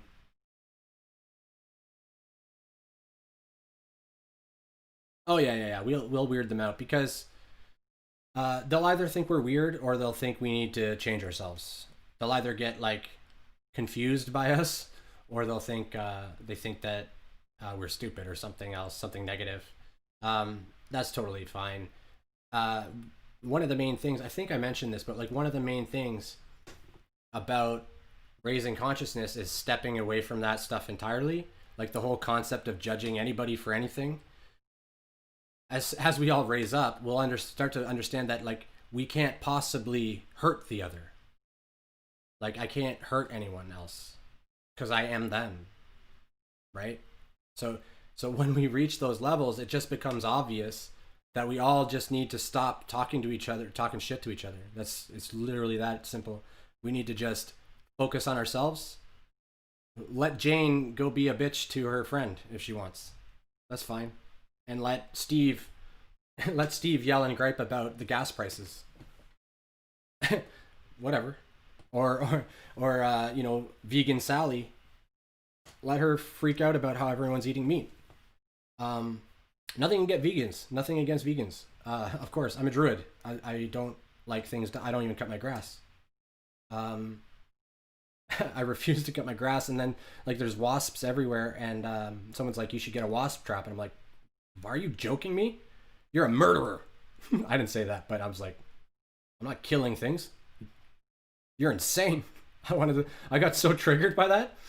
I'm like, but yeah, the gossip. Yeah, don't even worry about it. Literally, I burned literally all of my bridges because not only was I crazy, but I was also a drug addict. Yeah, like in their mind, right? So I was a drug addict, crazy person who I think they saw that I tapped into something, that like some of what I was saying was like real. But at the same time, they were like, he's also a drug addict who's going through a manic episode, psychosis, or whatever else.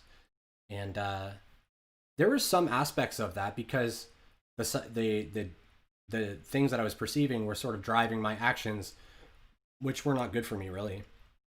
Um, but were the perfect thing, the perfect catalyst to springboard my growth. Yeah, you can't worry about people, what they think and stuff like that.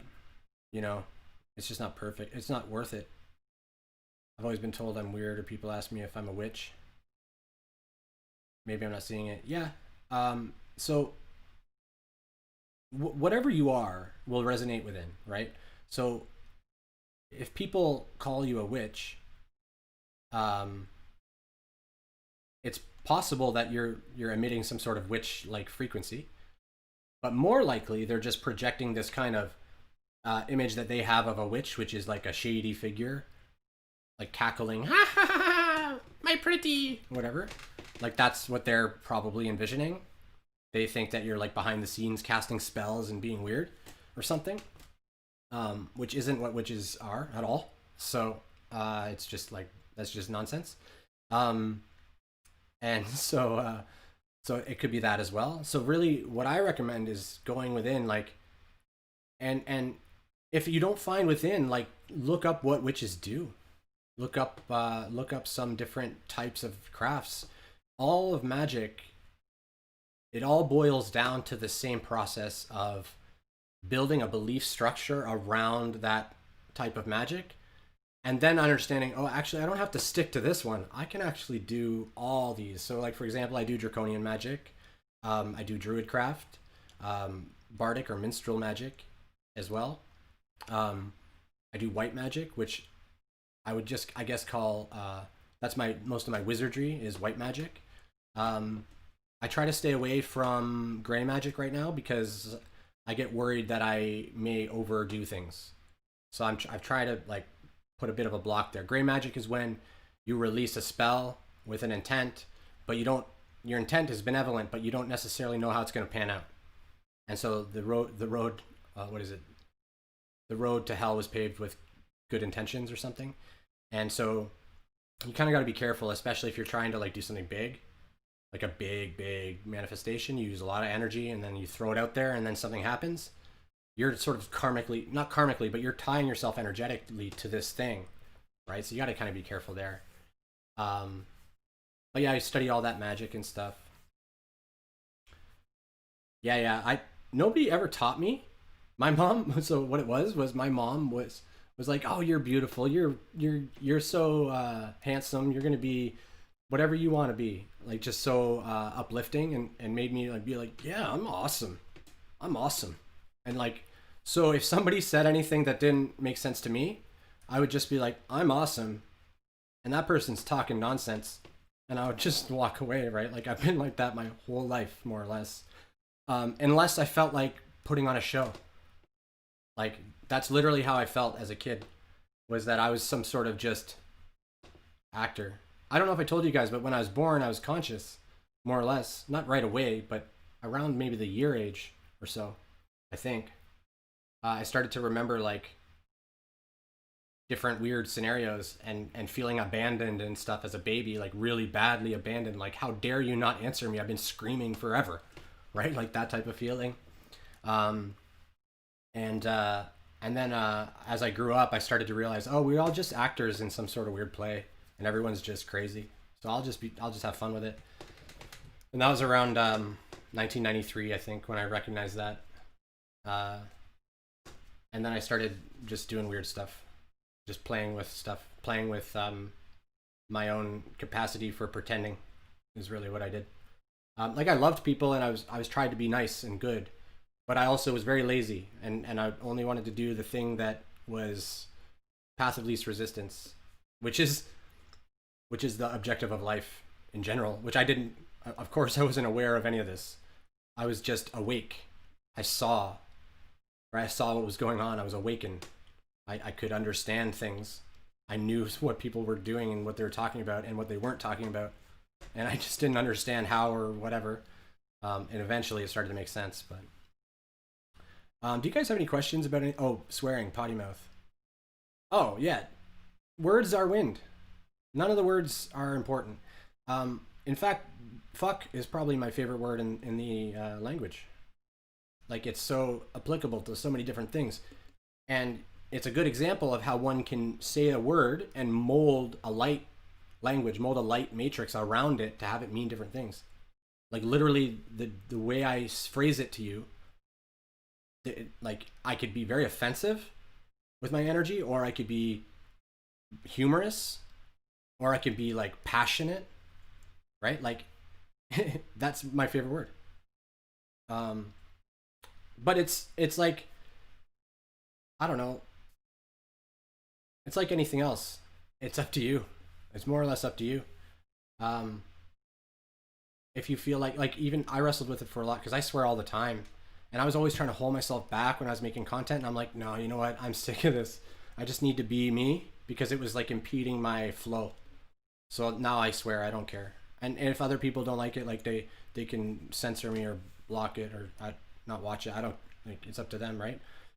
As far as I'm concerned, if the swearing really bothers people, then they won't watch it, or they'll just deal with it so that they can participate. Up to them, really. And that's kind of like I have to look at things like that because I have to just take the reins, and you have to as well. Like everybody has to. They just take the reins on like what you want and just get after it. You don't have to like rush. Don't get crazy. But yeah, yeah. My son Kai is aware as well. Yeah. He's two-ish, but yeah, he's pretty much aware, and we have a telepathic little bond that's pretty interesting. Like I can feel when he's like upset and stuff when I'm near. Like I don't know if I have to be nearby him actually. Now that I think about it, I've just only noticed it when I am nearby. But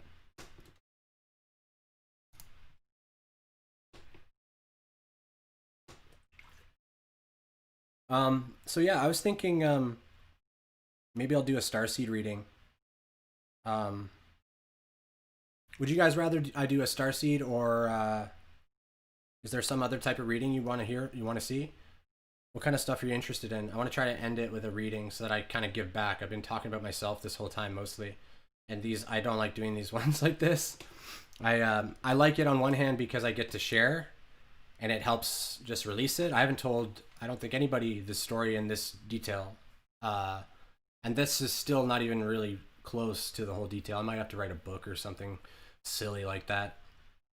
Um, but yeah, I could do like a star seed, or I could do like some other type of oracle, maybe divine feminine or divine masculine oracles. Um, maybe we could ask the animals what they think. Yeah, yeah. No, the kids are some of these kids are crystals. They're already wide open for all that communication and stuff. Like, yeah, they're gonna be the ones that they're like, why? I thought you could hear me the whole time. Like, I don't know if they'll remember it all, right? Like, who knows? But yeah, they're like wide open. Any reading? I've got all my things in a book here, or in a bag. Hopefully I have this camera set up properly. Gosh.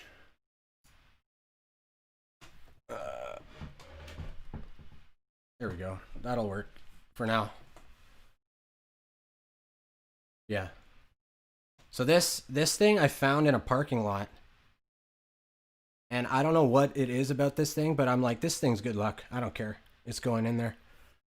Um, I think it's some sort of gem, but I don't know what it's called or anything. If anyone knows, please let me know. I think somebody gave me they said it was some sort of a gate or some sort of maybe it was a lapis lazuli or something. I don't remember now, but so yeah, I think I'll do starseed just because I've talked a lot about the stars today. I feel like they could use some recognition for their work lately. Because I don't know if you guys know this, but a lot of what happens in the stars is dictated by our creation. Here, now, like what we're doing now, is deciding the fates of many in the future in the stars.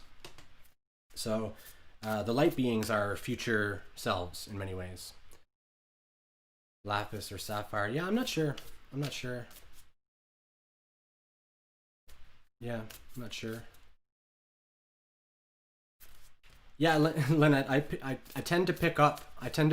On what people are thinking as they're listening to me, or people that are tuning in later. I may pick some of that up too, because it's all quantum. It's all a single now moment. So yeah, I'm not too surprised that you were just about to ask, and then I tell you. I can't tell it's you or anything. I just feel like I better say this, and then I say whatever, right? So it's not like I'm totally aware. It's mostly on autopilot in many ways. I just sort of follow the intuition. That's why I don't plan these things very much, because I have no idea what's going to happen. And that when I have no idea what's going to happen, that's when everything that needs to happen the right way happens. That's that lack of resistance that I talk about. That's why I don't pay attention to time or anything. I don't often say, oh, I'm going live at this time or whatever, because to be honest, a whole day might go by and then I'll go, oh yeah, I was supposed to go live. And I'm just like, I'm out. I'm not there, you know? So what do the stars have to say?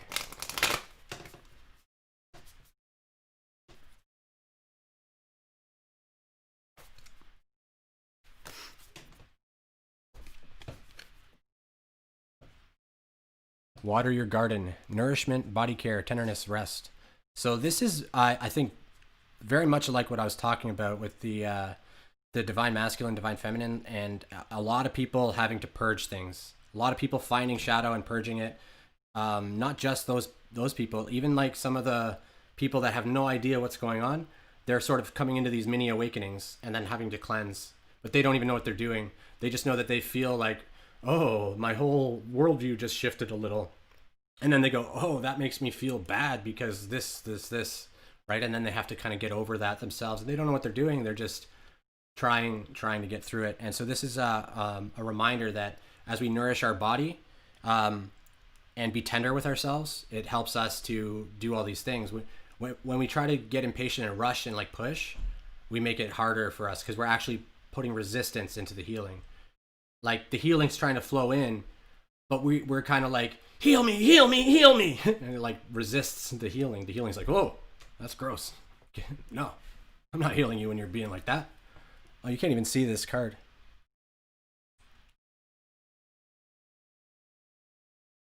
So I recommend like the best way to heal, best way that I know to heal, go into nature, walk around, breathe. I gotta fix this. I think my camera must be broken or something. Like that's weird. Maybe it's just a gamma or something. I'm sorry, I'll fix that one day. Karmic relationships. Orion energy, polarity, soul growth, conflict. So, you know, what did I talk about? And look at this. Two people on different worlds just like looking across space at each other. Right? Like, did I talk about divine feminine, divine masculine energy being bananas? Like they're just like looking at each other going, so what are we doing? What are we doing here? What's happening? And they're both just like, I don't know. Oh, friggin' idiots. That's funny. I like that a lot. I that's how I see it. I see it as this like comical kind of, okay, we both kind of get where we're at, but now what? Like, and a lot of the people are in like these really, really weird situations. And like, I think they're not sure, like, should I say something? What do I even say after all that's occurred? What do I even say?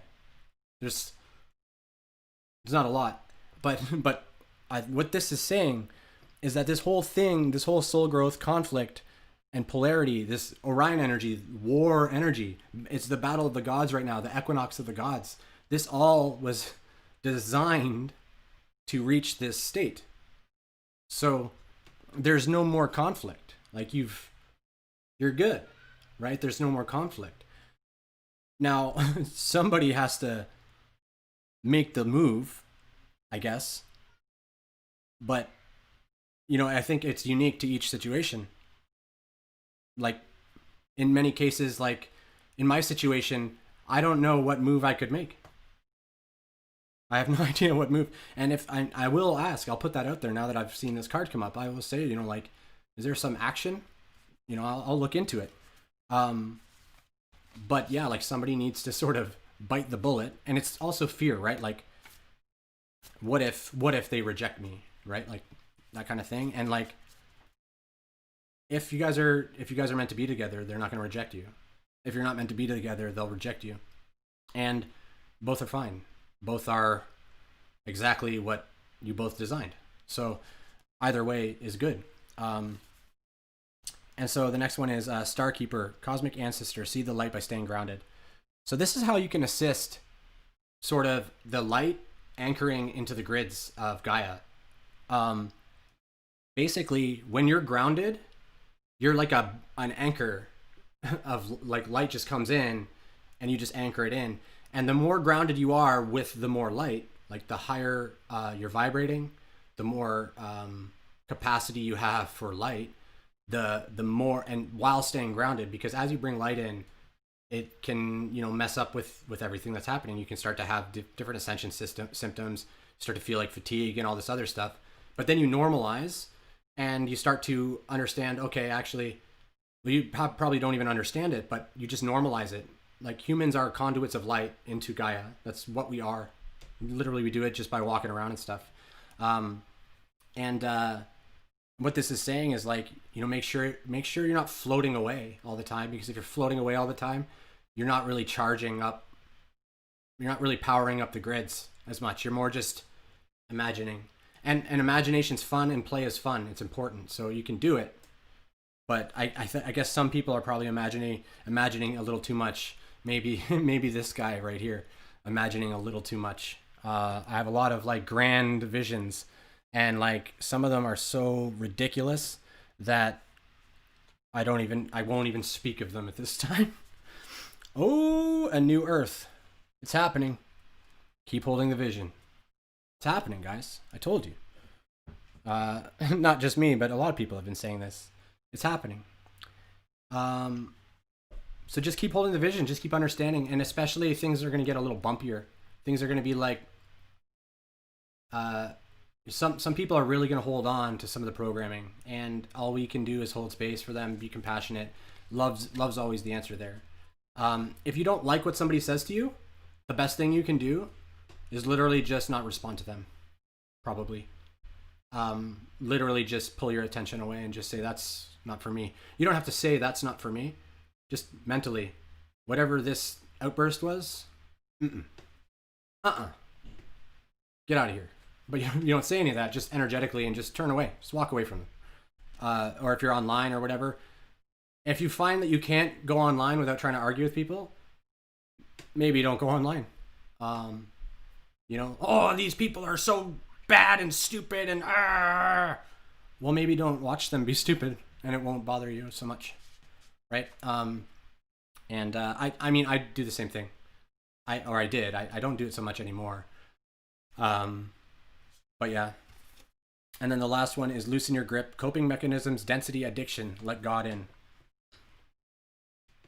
Interesting. I think this one, it may be talking about my pot use, but I think all of us, we have addictions, right? We have things that we're addicted to doing. Our vices, they may be very innocent, but we're addicted to them. Some of these things are coping mechanisms, like maybe we play video games all day, or maybe we watch movies all day, or whatever we do, escape from the reality, when really our goal should be to experience more and learn. That's really what we should be doing. Well, not what we should be doing. I'm not going to tell anyone what we should do, but the stars are saying, let it go, and start to ascend beyond the need of this type of stuff. And then on the bottom, the shadow energy. So this is the subconscious. Like, this is the stuff that's hidden from us. It's stuff that we may not feel really, but is sort of lingering in the back to surprise us sometimes. So it says it's Venus energy, pleasure, surrender to the sweetness, make love, or pleasure, joy, make love to life. Hope you can see that. Yeah, so that's all about finding the inner child. And I know children don't make love to things, but what they do is they align themselves with source and express fully, and be crazy little weirdos running around talking about fairies following them. And that's what that's really what we've come here to do in this cycle of this Earth experiment. That is what this is. It's an Earth experiment where we go through different cycles to have different experiences, and then the history sort of gets wiped and we try it again. And that's sort of how it goes. And the sweetness, the Venus energy, the love. There's either love that's like right there coming in, and it's just like sort of knocking at the door, or the love is like within you for you to find. But basically, like, try not to be so serious is what I'm hearing. Like, try to just, the hardest stuff's been done. Now we can coast into our purpose. And with so many people making different type of manifestation content, law of attraction stuff, there's all these different like methods of learning and different things we can do. And almost everybody I've ever spoken to that's tried those things has all found like success. So I really think that now we're just going to step into it. Let me just get into the comments here. Here, I'll put the face back up. Put my mug up. I'm able to put wow, I thought this was the very time I watched you. So I burped during your last video. I swear you heard me.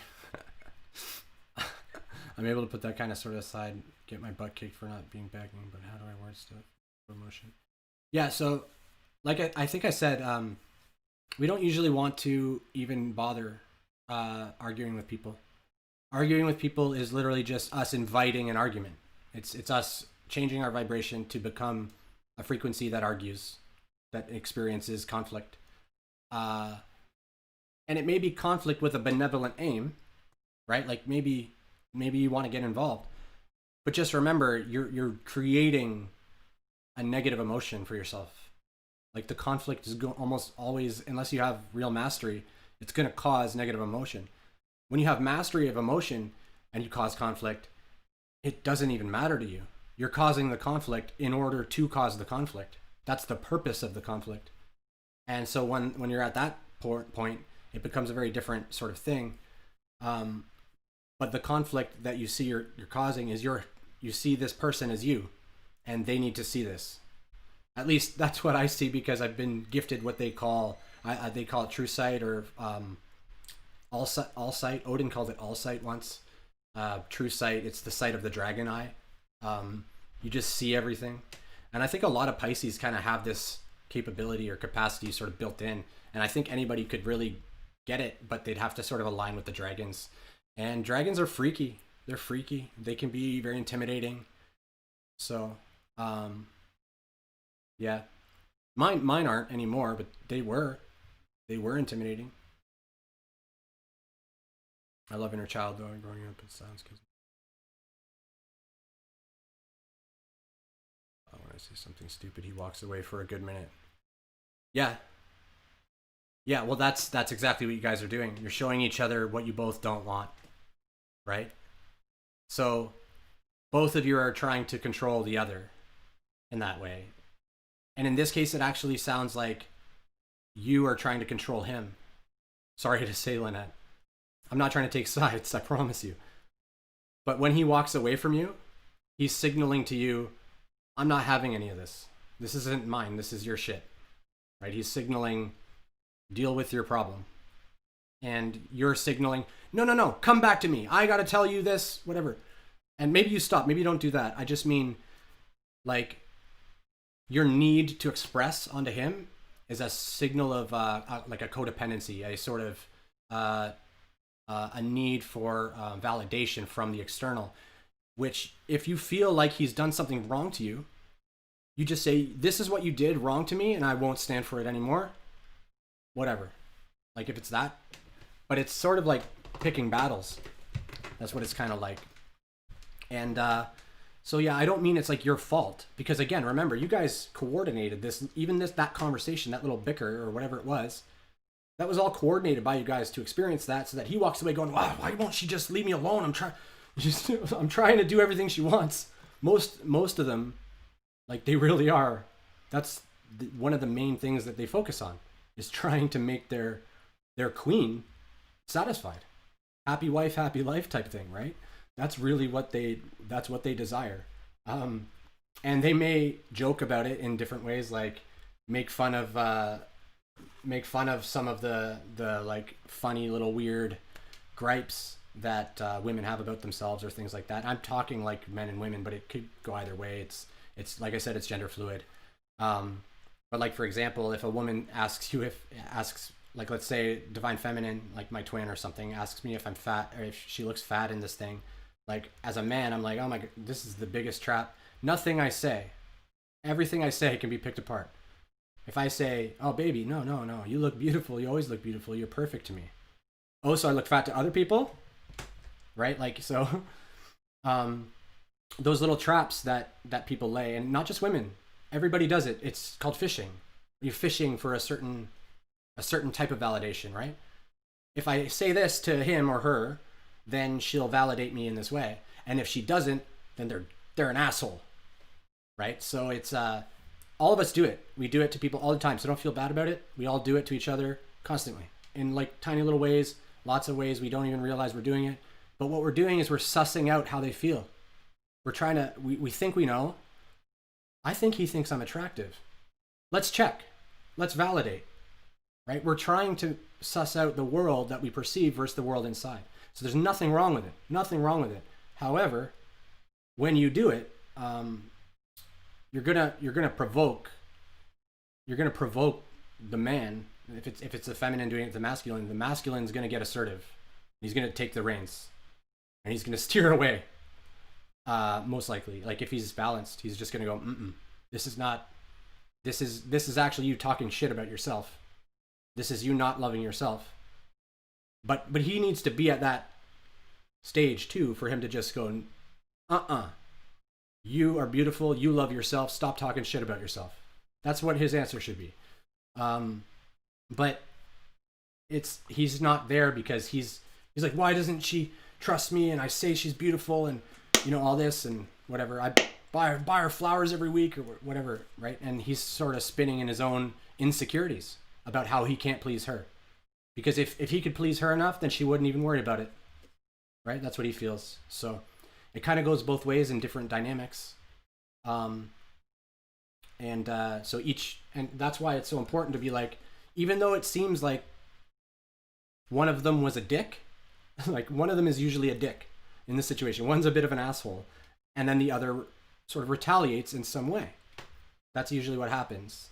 And then both of them, because they just love each other so much and see more or less perfection in each other, they see a perfect mirror, then they just sort of wobble into frequency again and into alignment, and then go, I'm sorry I walked away from you. I'm sorry I said this, and I don't mean it, right? And when they're in union and start to do that, like that'll occur. They're not always going to be aligned.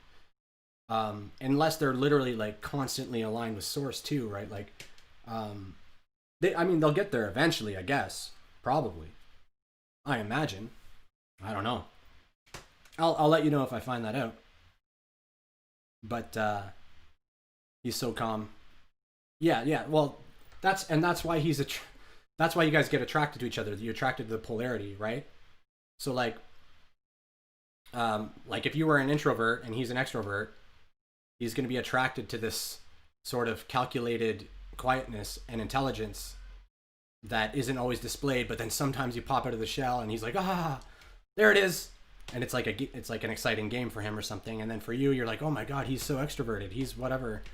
He can walk into a room and talk to all these people and it's very inspiring or something, right? So those polarizations exist for the law of attraction to start to work its magic. Right? I don't have this, therefore I want someone who is this.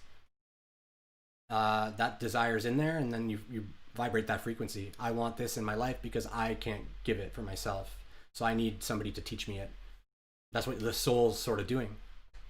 So the soul's saying, bring someone here that's going to teach me how to be extroverted.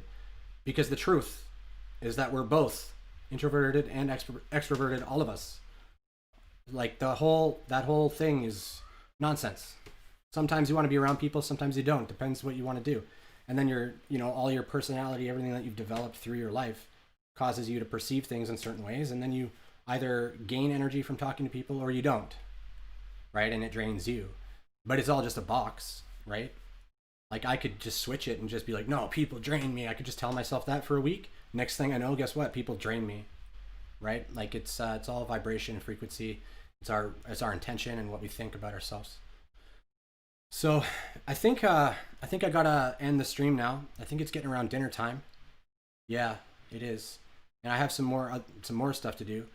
I have to figure out how I'm gonna structure all this stuff, and then I'm talking to some people that might be interested in investing and stuff like that. But I'm kind of concerned about where money comes from and that type of thing. Yeah, a chick thing, and I call it it's a divine feminine thing to me. But I see what you're saying. Yeah, like it's a chick thing.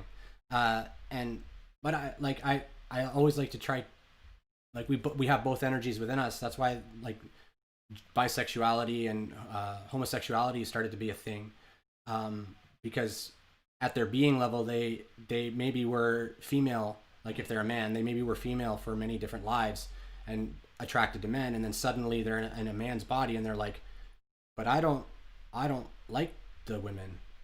I like these guys. And that's why, they feel that way a lot of times. Or it's a design to give them a particular type of life. Maybe they need to be, maybe perhaps they were a slave owner at one time in a past life. And now they had to become homosexual in a time maybe years ago where there was a lot of like nastiness, right? And then they had to go through that like people just casting judgment on them because, and this was like a sort of karmic repercussion of them, and it's not the same thing. I'm not trying to tie the two together. I'm just saying that like that's how it sort of works, because you get all these ties energetically, and then you have to kind of deal with them and continue on. And they present in different ways. They come from different lives. That's why when I was moving up, I had to sort of clean out the ancestral line and make sure all the pipes were clean. And yeah.